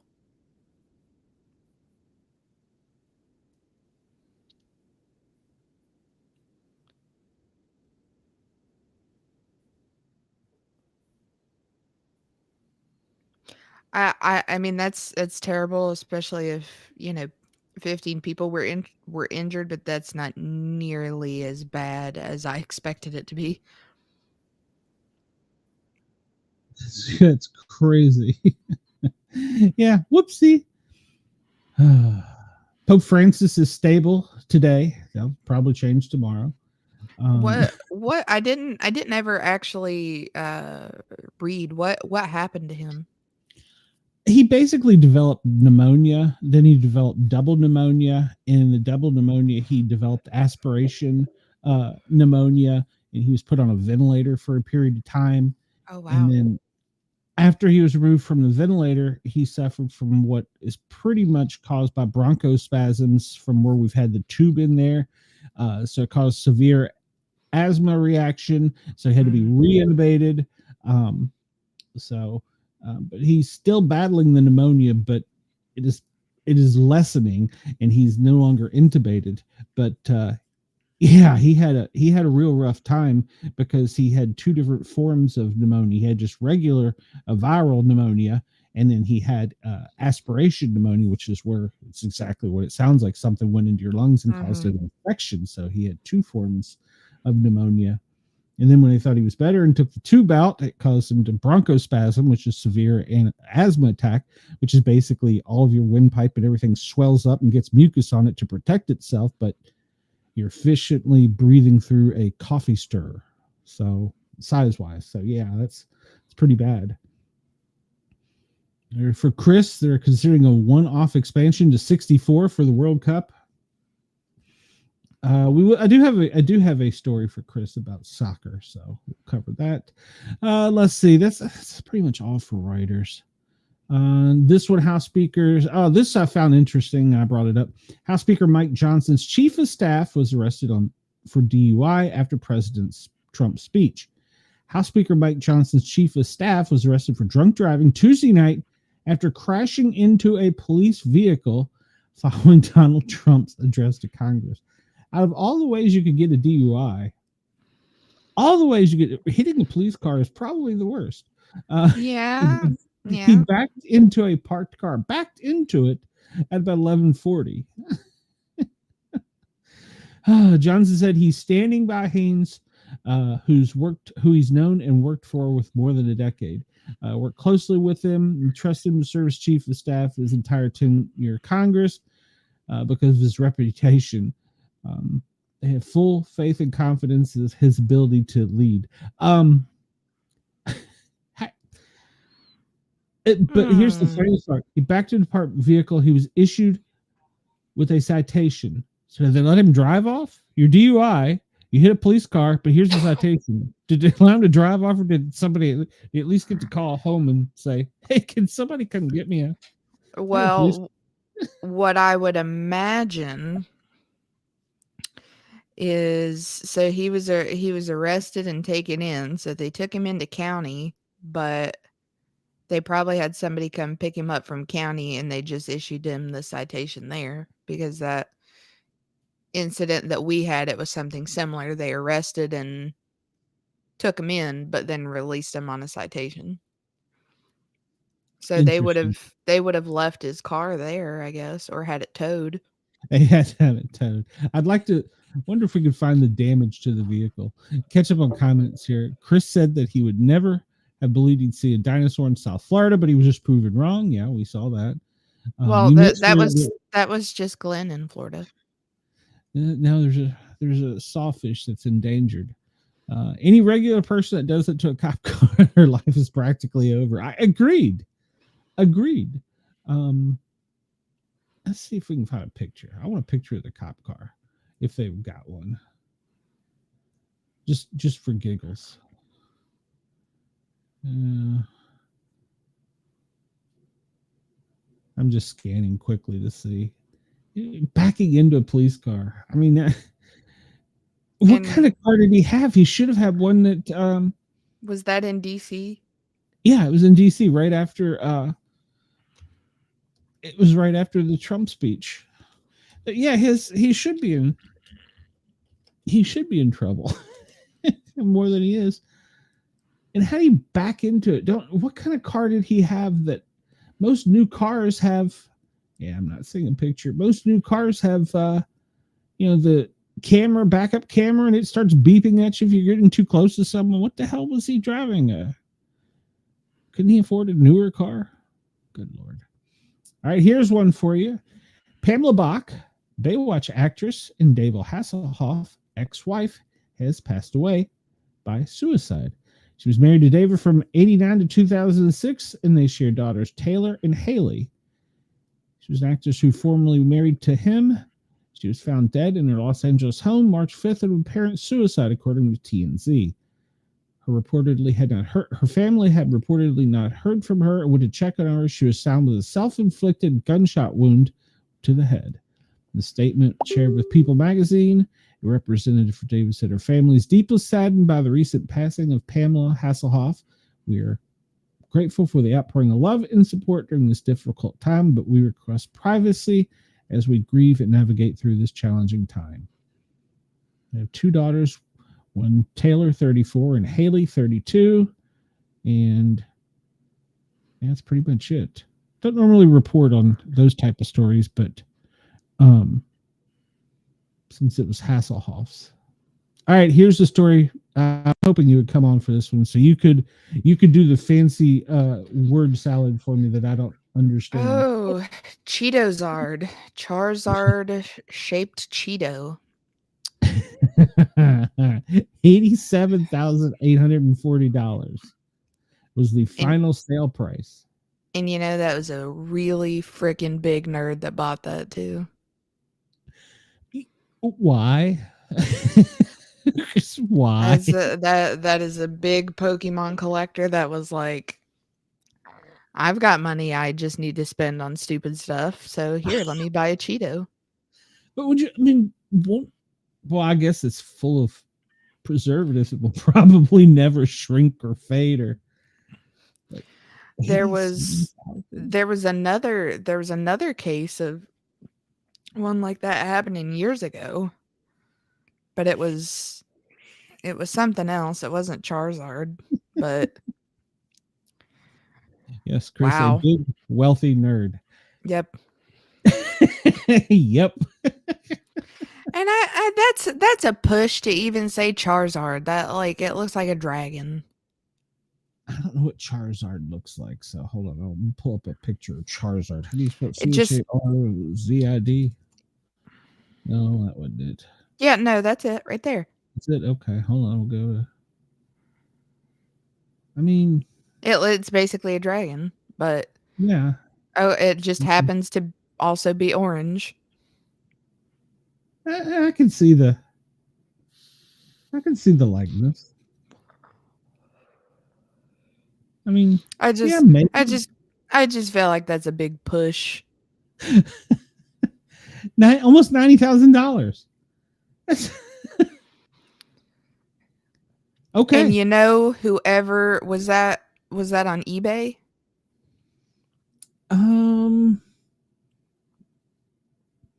No, it was at an auction. Golden.com. Whoever posted that as almost like a meme and then got almost $90,000. Probably. Now I'm going to be looking for things like that. So not that I eat a whole lot of Cheetos, but wow. Well, you just need to buy some hot Cheetos.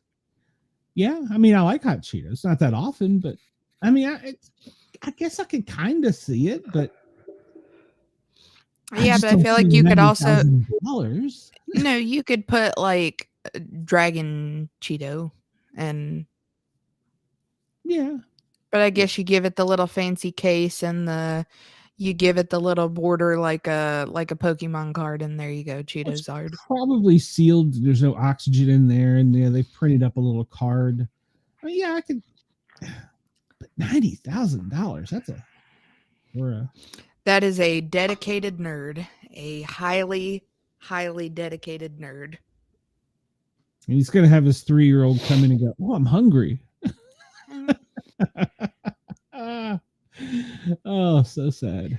If you're spending almost 90,000 on a Cheeto, then you can afford to buy another one. Yeah. We'll cover some police officer injuries. Longtime Canton police officer stable after being injured by juveniles in a stolen car. Canton, Mississippi. Police officer is still recovering after being hit by suspects in a stolen vehicle. The incident occurred Sunday morning near the intersection of East P Street in Madison. Police chief says Dewan Harris was hit after 4 juveniles in a stolen vehicle blew past the stop sign and hit him in his patrol car.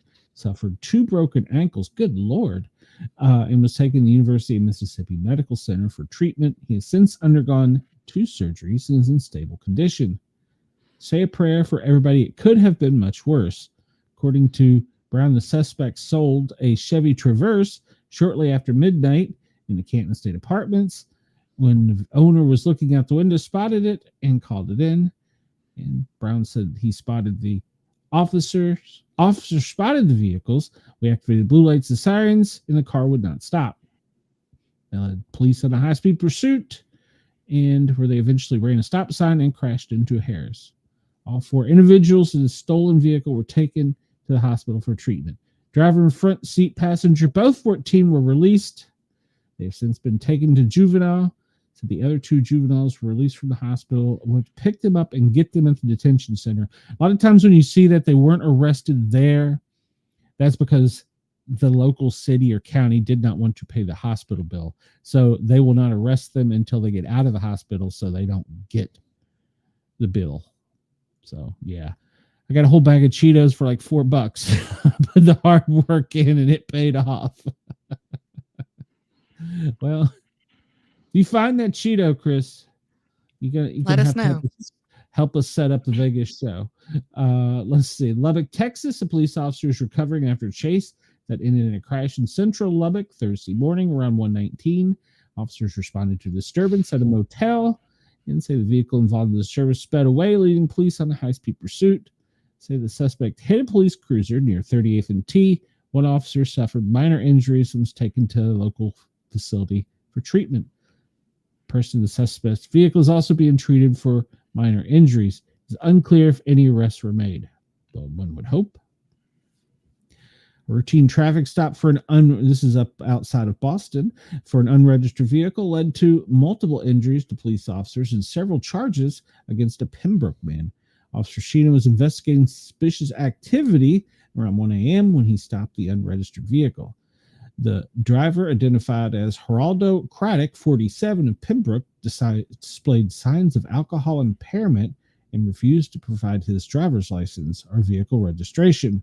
After backup officers arrived, he allegedly refused to exit the vehicle to perform sobriety tests and became increasingly agitated despite officers' attempt to de-escalate him. When officers informed him he was under arrest for operating under the influence, he gripped the center console to brace himself inside the vehicle and became combative as officers attempted to remove him. 2 officers were injured during the struggle, one requiring a transport to the hospital by the fire paramedics. He was treated and released the same day. He faces charges of operating under the influence of liquor, assault, battery on a police officer, resisting arrest, and operating an unregistered motor vehicle. Didn't they have a taser? I mean, wouldn't that have been better? Just tasing, just multiple tasers. Man accused of ramming a police vehicle, injuring an officer in Philadelphia's Bustleton section.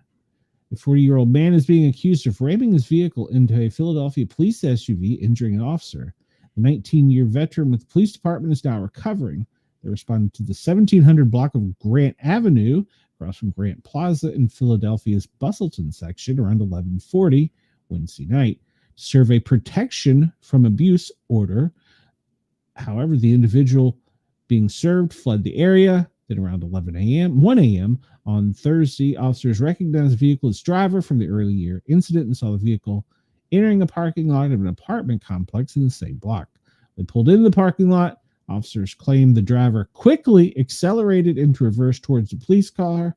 The officer activated the vehicle's air horn. There's an air horn on police car, but the driver allegedly continued. That's a new one. I think they mean the. I don't have the sound effect, but it's not an air horn. It's a. I can pull it up if I need to. He appears to have intentionally put his car in reverse and rammed, traveling in reverse, the police officer. He hit the vehicle with so much force that it left heavy front end damage and deployed the airbags, injuring the officer. The officer was able to get out of the SUV, pull the suspect from his vehicle, and take him into custody. Good for the officer. Police and medics responded. She, so it was a female police officer, was shaken up, clearly hit with a lot of force from the airbag, so she was transported to the hospital to be checked out. She has since been released. The man is expected to be charged with assaulting a police officer. I also pulled up a story, but I couldn't get one that wouldn't let me see it for free. There was only one site that in Staten Island, multiple police officers were injured after a fleeing felon tried to leave Staten Island. But I could only find one article on it, and it wanted me to pay for it. And I was like, no, I'm not going to pay for it. I'm too cheap. Is that it for the news? No. So, well, we'll cover the top sports stories real quick. And then we got some Taylor Swift news. If our girl is, yeah. Come on, Casey. College basketball, men's college basketball yesterday. Florida edged out Alabama. Yay! Connecticut beat Marquette. Wisconsin beat Minnesota. DePaul beat Providence. Maryland beat Michigan. And Central Connecticut State beat Lemoyne. Don't even know who the hell that is. Chris's team won. Bayern Munich, they won. And Liverpool won in soccer. If you follow the NBA, the Cavaliers, the Nuggets, the Thunder, and the Clippers were all victorious yesterday. And women's college basketball yesterday, I thought there was more scores than this. Wyoming beat University of Las Vegas because I thought that Tennessee played in one yesterday. Who plays today in women's college basketball? Let's see here. Does it have it listed? Why does it not have it listed? Okay. Let's see. We covered basketball yesterday. Okay, men's Tennessee was defeated by unranked Ole Miss. That was disappointing because Tennessee, well, they had been ranked number 4. Let's see. Oh, what was it? Alabama got beat by Florida? No, Florida beat Alabama 99-94. Mm-hmm. Florida is ranked 5th. Alabama is ranked 7th. And let's see here. Let's go to that women's. I was pretty sure there was more. Yeah, Texas A&M lost to Tennessee Lady Vols. Wyoming beat the University of Las Vegas. And Mississippi State over Missouri. Nebraska over Rutgers. And that puts Tennessee. Who will they play next? Georgia, Oklahoma is currently ongoing. They're in the 3rd, with Georgia failing to Oklahoma. And round 2, Florida and Alabama will play again tonight. Okay. Tennessee, Vanderbilt. Oh, Vanderbilt beat Tennessee in the SEC SEC playoffs. Oh, that's horrible news. In the women's news, 84-76. That is horrible news. Let's see. I don't think there's any NASCAR news. No, not really. Nothing. There's a race coming up this weekend. I'm not sure where. The Grand Prix of Petersburg, St. Petersburg, is coming up in Florida. That might be interesting. Golf, never really followed it. However, I did want to follow. There's a story of a golfer coming up through the ranks that's an ex-felon, and he's upsetting all the schnobs because he's so good. So soccer today. Chris, any of these your teams? I know your team won yesterday. NASCAR is in Phoenix this weekend. Oh, it's going to be hot there. Ooh, I would not want to be in a race car for 4 hours in Phoenix afternoon sun. Even if it's a Mm-mm. nighttime one. Oh God, it's still gonna be miserable. Spring training is still not wrapped up. I thought that it was about wrapped up, but game's ongoing. Marlins are scheduled to play the Braves tonight. And what do we got? 6:05 for the Pirates and the Orioles. I'm just mentioning my teams. The Cubs will play the Royals tonight, Chris. So that should be an interesting game for you. You and Casey. I don't see the. Oh yeah, there's the Nationals. The Nationals are winning over the Cardinals 5-1 in the top of the sixth. All right, so here's our Swifty news. ESPN Stephen A. has predicted Taylor Swift and Travis Kelce marriage. Okay, so Stephen A., who is also becoming quite the political pundit, he has defended Taylor Swift supporting Travis Kelce numerous times, and he has shared his prediction for the couple's relation. During a recent appearance on The Tonight Show, the ESPN analyst participated in Hot Takes game with host Jimmy Fallon and shared his perspective on the future of Taylor Swift and Travis Kelce after the topic was selected. So I'm scared to get this wrong, he admitted after the statement. Taylor and Travis Kelce will get married in 2025. It came up on the Hot Take Generator during the March 5th episode of the Late Night Show. Travis Kelce, that's my dog. I got to tell you, a lot of ladies love Travis Kelce. Travis Kelce has loved a lot of ladies, but Taylor Swift is a different animal. All right. Not sure that's a good quote. A different animal. All right. He continued, was Stephen A. drunk when he said this? She looks good. She's incredibly talented, and she's worth about $1 billion. We're going to guess about $1 billion. About he emphasized that Taylor's attributes make her a three-headed monster that's hard to turn down. Was he drunk? Wow. Well, I mean, if you're gonna be on Jimmy Fallon that long, I think you kind of have to be. He says he has no real insight into Taylor 35 and Travis's, they don't list his age, relationship. The Chiefs also 35 has teased wedding bells are certainly in the near future, if not this year. So when he was asked February 3rd during a press conference if he proposed during the Super Bowl, there was actually Vegas odds on this. If he was going to propose. Well, wasn't there last year too? I don't believe there was the year before, but it was the year before. It wasn't last year. Yeah. Okay. I'm not sure, but you know what I appreciate? If we just look at that picture for a minute, look how goofy he looks. She's a three-headed monster, and she's just living it up. I appreciate that. The hat is awful. I imagine due to the colors though it was expensive because I believe those are Gucci colors. So it's a stupid looking bucket hat, but it was probably expensive as shit.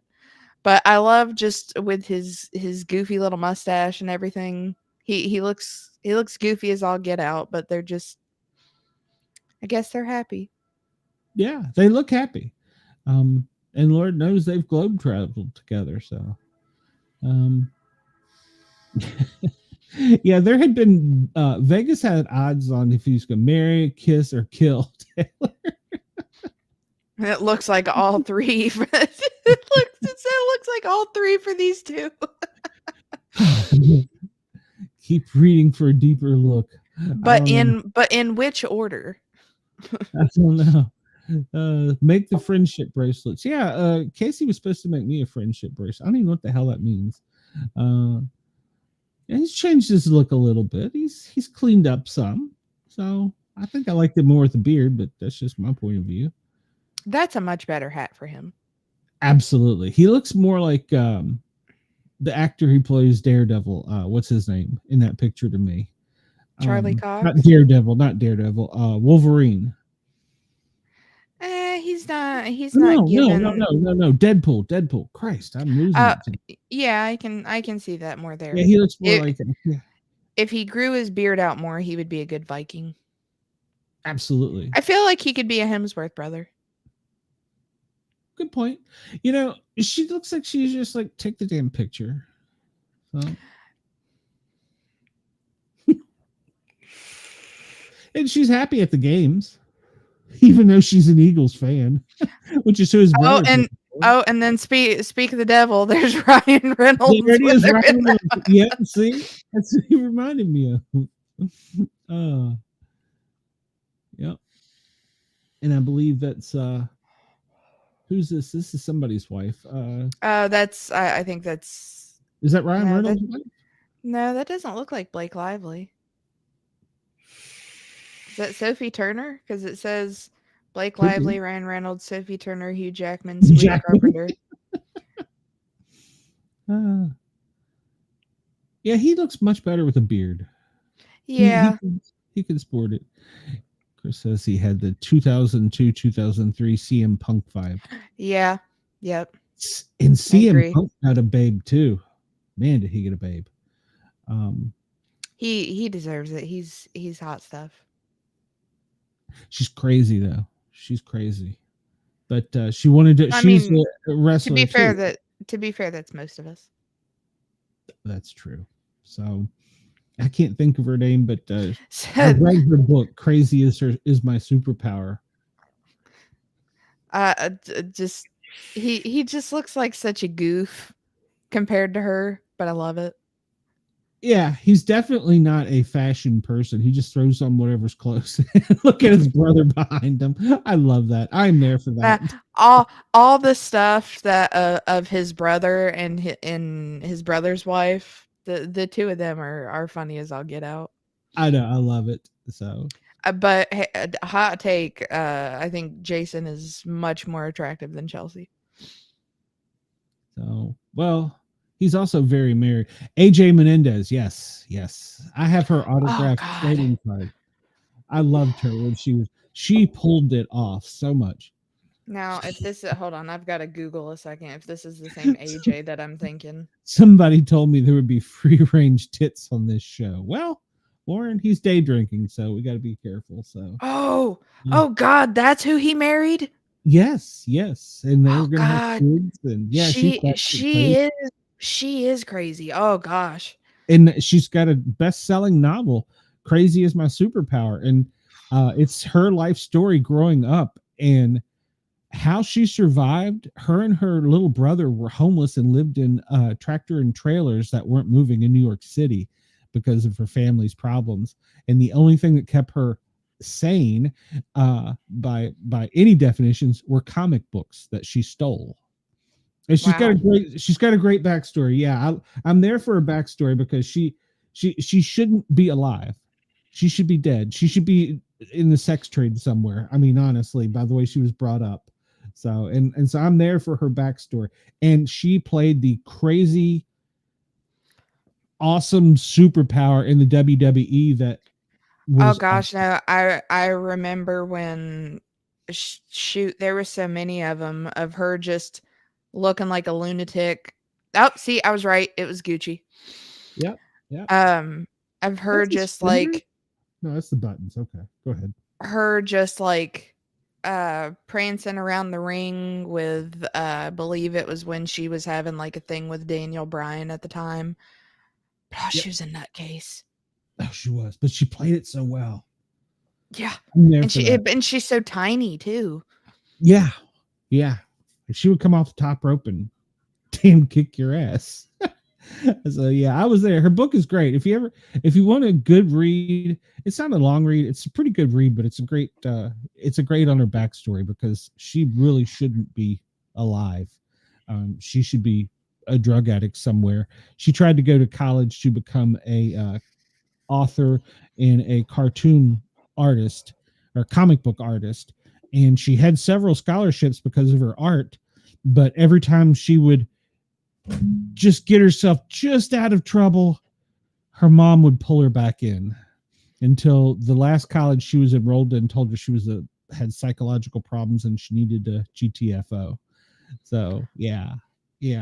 Which, to be fair, it was I mean, more related to her mother, but yeah, I mean, like, shoot, give the girl a break. She had a yeah, rough upbringing. she did. So, Chris, I believe this was your team yesterday. One of the players, Manuel Neuer, suffered a calf tear while celebrating a goal. So, how do you? he's set on the sidelines now. How do you injure yourself? He tore a muscle fiber in his right calf and will be out. I don't. How do you do that? He wanted to run, and then his calf went, no, no. Okay. Somebody, his teammate, said he already said he was getting old. Oh, that's funny. So he was injured while celebrating a goal. That reminds me of one of the Redskins players who, after his, I think it was his first touchdown pass in the NFL, and he ran over and tried to headbutt the goal and knocked himself plumb smack the F out on That just national sounds. television. That just sounds like he might have been jumping around, and then like you suffer from like the worst Charlie horse. And then oh no, that was just my calf just Yep. tore. All Yep. right. He went down. He's old. Is that all we got for today? Or I got more? No, I got more. All right. So I was going to go over this. This I found on Twitter. This provides, and I was going to send you the link. You need to sign up for the New England Fire network, and so when you have fires, you can send them to the network, and they can go out there. Warren says, "Can you imagine getting banana split by Taylor Swift?" Warren, stop day drinking. Let's see. 2 hours ago, the sheriff was reporting after shots fired that it was a false call. So Arlington, at the Naval Air Station. Oh, okay. yeah, Pensacola, yeah. It was Arlington, a training exercise. yeah, it was a 3-alarm fire. Twitter tried to go wild with it that Pete Hegseth was down there and had fired a trans, and I mean Twitter was running all over the place with this story, and I'm like, come on, guys, let's report some real news.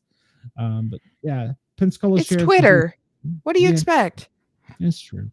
So they're reporting now that there were no shots fired and that it was a false call.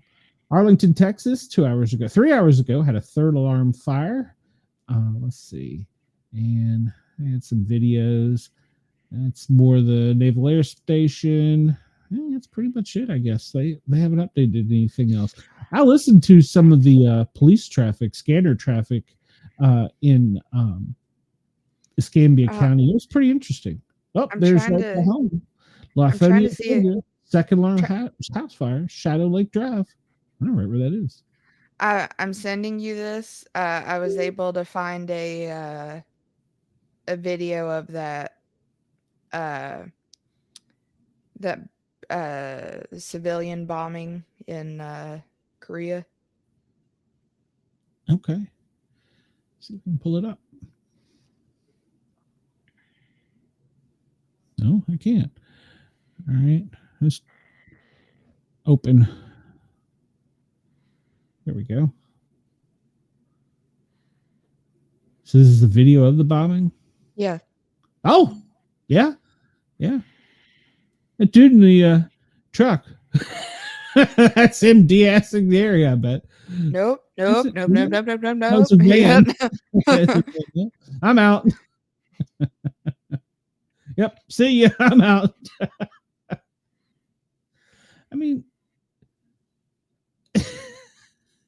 we laugh about it, but it's not funny. But good Lord.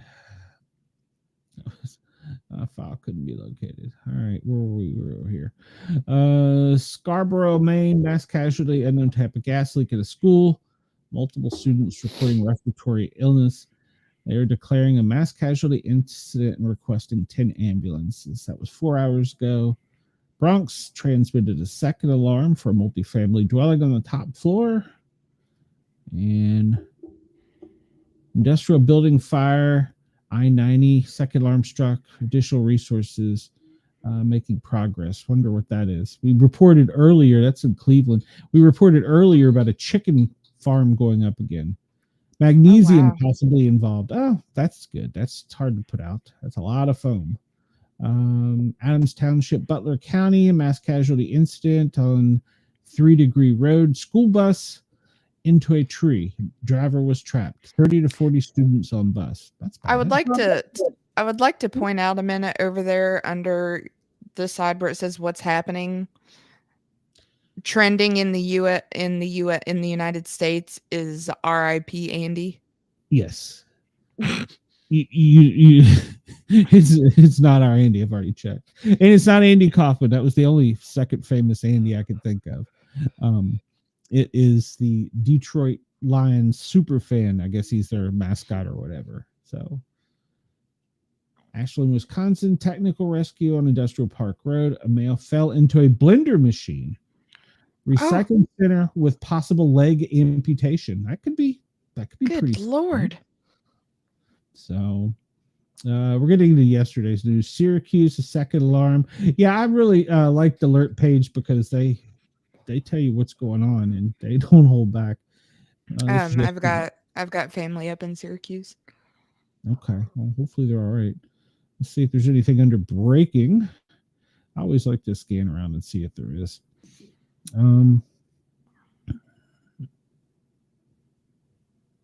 No, I'm not even. Nope. Just scroll. Yeah. Zelensky is calling for a partial ceasefire. Wow, that's interesting. That's breaking 1 minute ago. Okay. It's not me, folks. It's not me. Sources say that Trump is signing an executive order to dismantle the United States Department of Education. Well, at 2:00, he was supposed to be signing some executive orders. So is imminent. Imminent. We'll have to see if that happened. President Trump secures $20 billion investment from CMA CGM, creating 10,000 American jobs. Well, that's good news. Bitcoin. I know nothing about Bitcoin. I guess I need to learn. I've tried, but it gives me a headache. Yeah. Well, I was going to invest in it, and then I discovered that like you have to kind of invest like $10 for 10,000, and you don't actually own the $10. It was I don't know. I couldn't understand it. Yeah, like I was trying to understand NFTs too, but Antlers hates math. Probably so. And I worked in banking for 6 years. For 6 years. You need to know about a loan. I can help you with that, but do not ask me to crunch numbers. Let's see. Here we go. U.S. military bombs South Korea while practicing invading North Korea. I don't believe that they said it's been confirmed that it was not the United States military. Well, I just love that while preparing or while practicing. Yeah, practicing. We want to show them what we can do by killing our own citizens. All right, so try and read this one for me there, Diane. President Bola Tinubu approves 80% dialysis subsidy for patients with kidney failure. Wow. All right. 80%. It's better than no percent, I guess, but what are they going to do about the other 20? I guess they're on their own. Please do everything you can to like have terrorists. All right, so pronounce that one.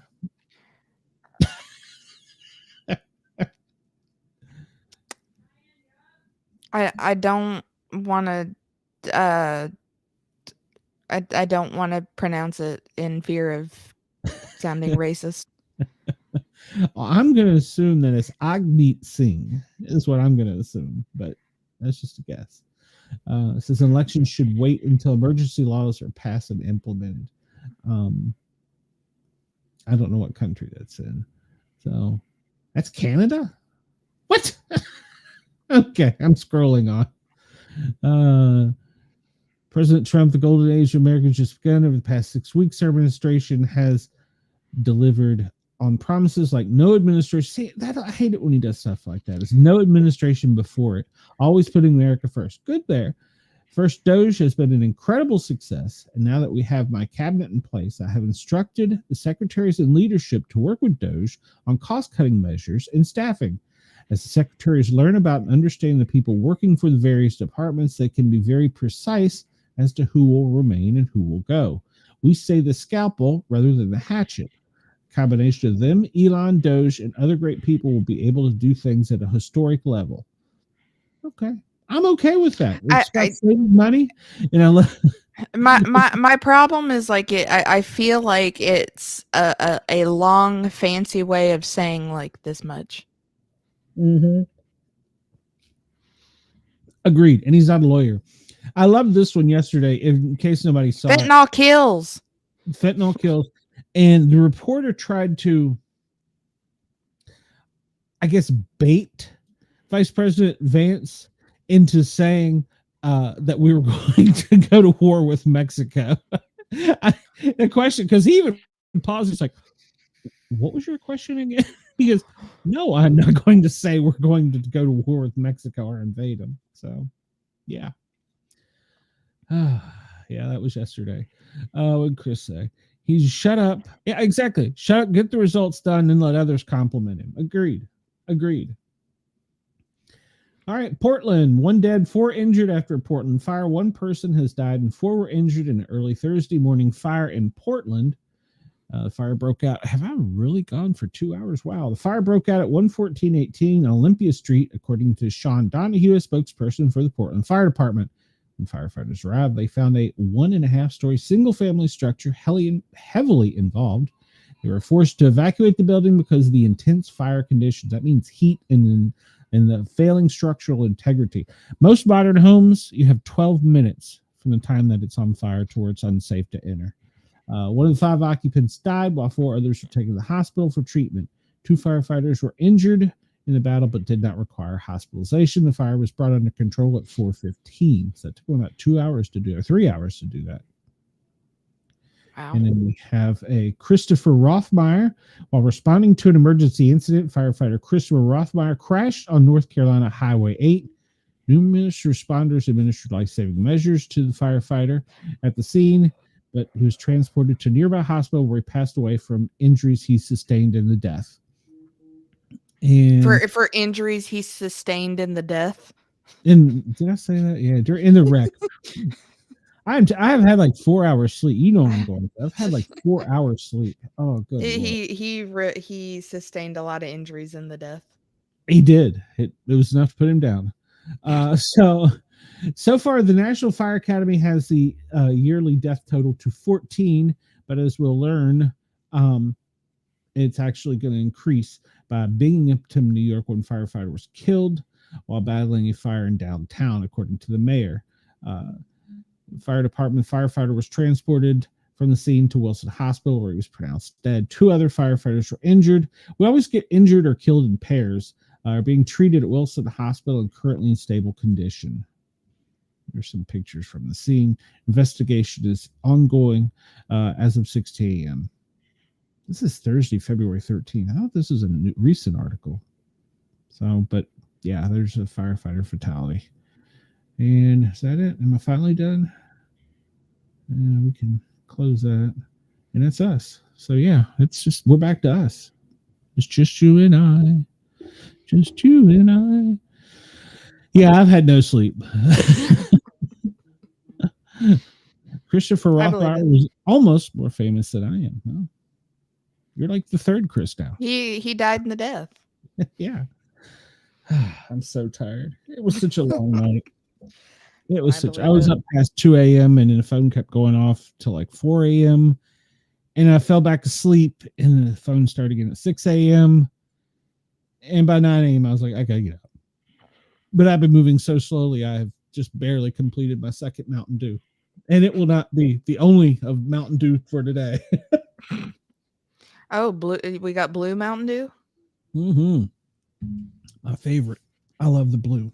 Anybody wants to help support the show? Buy me Mountain Dew. The links are in the show description. That's all I got. You got anything else? I've not been up long, so I don't know anything that's going on. Okay, well, that's pretty much it. The Loch Ness Monster was my oof of the day, so I'm just happy about that. You should put a Google alert on it and see how many times a week you get stories on it. I like doing that about Bigfoot, and then I get annoyed when I'll get like 10 in a day. So Like, why am I getting No, so many damn alerts? There's not that many big feet that we know of. that we know of. So I let's feel see. What like, do we I feel like that would be a good question for Bobby. So is it, would it be big feet if there's multiple Bigfoots, a flock of Bigfootses, feet? flock of feet? Okay. Flock of feet? Yeah, I don't know. What do we refer to as a group of Yeah. Bigfoots? Is it like a like crows? It's a murder of crows. Is it a murder of feet? It could be a murder of feet. I did have my coin I made on my desk. I don't know where it went. My grandson must have stole it. And I had the Latin science, what was it, genus, species. I had the name for what they would call a Bigfoot if they had one. And I can't even pronounce the damn thing. I was like, all right, well, I got it on the coin. So, Just what the hell is that? Here it is. It runs off with it. I have these for sale if anybody's interested. The Mount Vernon Monster, which is the first Bigfoot I ever saw, which was located in Mount Vernon, Virginia. I have this coin for sale, and if you can read that word, you're better than me. send me a picture of it. Okay. I can't read it from there. Yeah, Obscurus Dinotherapatide nivalis. So, Yeah, that sounds good enough. yeah, good enough. With my Appalachianness, I can't say that I would be able to say it any better. So There you go. And on the front of the coin is an artist interpretation of what I saw with the famous George Washington home in the background, Mount Vernon. And since it's in my high school color, I put the high school little banner over there on the right as the coin mint. And if you look closely, it's hard to see, but I put George Washington's head on Bigfoot, like a quarter. I have this for sale if anybody's interested. Really like $25 with shipping. So I think it's like 20 plus 5 for shipping, I think. Hell, if I'm wrong, my wife will yell at me. So you're giving that stuff away. But yeah. Well, I don't really, put the link to them in the description. I should do that in case anybody's interested. Well, they can go to Sportcat Challenge Coin Studio on Facebook and find all the coins I've either designed or made. I made patches too. I got patches for sale and stuff too. So I need to sell. You need to make ones for the show so people can get. Um, well, we did have some patches for the show. I still have a few left. Didn't I send you patches for the show? Okay, yeah. I still have a few left. I don't know if anybody's interested. Hold on. Let me run over here real quick. Yeah, it's a Velcro with PVC. If anybody's interested, I don't know, 8 plus a few dollars shipping, $12. And then also have the coin for the show, the Pair Our Normal Guys logo on front. And on back, just an alien with headphones on. So yeah, I have those for sale too. If anybody's interested, I got all kinds of junk for sale. And I'm going to make a I need to go ahead and order it. Kind of, sort of got the missus' approval. A patch for Thin Line Rock Station promoting my show. So I got permission from them to make it, and I got permissions, more importantly, from Mrs. Sportcat. Yeah, there you go. Yep, there's one of my coins I have for sale. So, yep, if anybody's interested, hit me up. I've got all kinds of coins and memorabilia and stuff for the show. I still really like this one. Yeah, I know. I wish we could have kept going with that show. I really liked this show, and we designed some great stuff for it. So, but unfortunately, I just couldn't get enough time and people to help me. And there's my FBI National Academy for West Virginia. Ah, you suck. I know. I want one.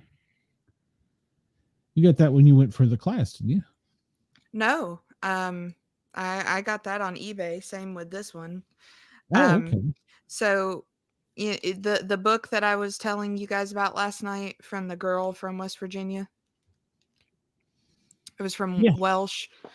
So that's why I got this. This is from the Welsh Fire Department of West Virginia. Oh, nice.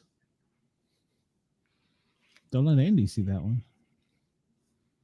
And there's the back of it. Nice. I love it. Chris says the Bigfoot in your logo always reminds him of Chris Jericho's logo, also more famous than me. Chris, it doesn't pay to be famous. It doesn't pay to even be to be a Z level player like me. I still get hate mail. So. Oh, and then there's our. Yep, our little poker chip. Mm-hmm. I don't remember how much. I was asking for them like $12 or something. I don't remember. So I got all this stuff. If you're interested, hit me up. Oh, and then our last one. Yes, that's one of my favorites. That one was done so well. It was the Grin and Guardian show's patch or coin logo, and it glows. The eyes glow on it. Pretty badass. I got that one on my desk as well. Yeah, if anybody's interested, I can hook them up. Drop me a message. Matt's got a cool new one that I want. Oh, was it Iron Man? Yeah. yeah, I saw that. So I saw that. All right. Well, I guess tomorrow, Friday, will be the next thing we have going on, and it will be the Daily Digest. I don't know if Shay will be able to hop in here, but I will not. I will be sleeping. Oh, okay. Well, over the weekend, there will not be a show, so the next scheduled show will be the Daily Gazette on Monday, if I'm able to pull it off, and the horror show, which I'll share that video real quick before we get out of here. You can tell, or did I delete? No, it's still here. Here we go. You better not have deleted it. Well, I mean, I moved it to a different place on the computer. I guess would have been better.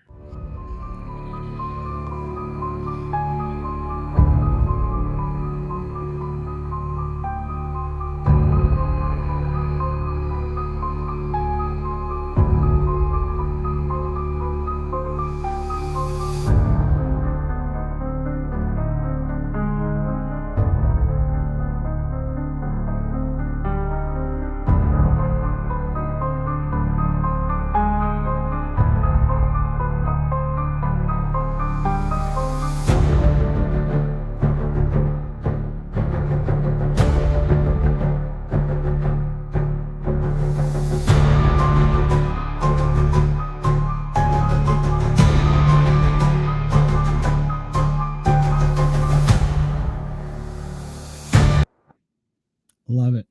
I love Monday that ending. Yep. Monday night horror show. So we will have the first one Monday night. Any ideas on what you're going to cover? OG Universal Monsters.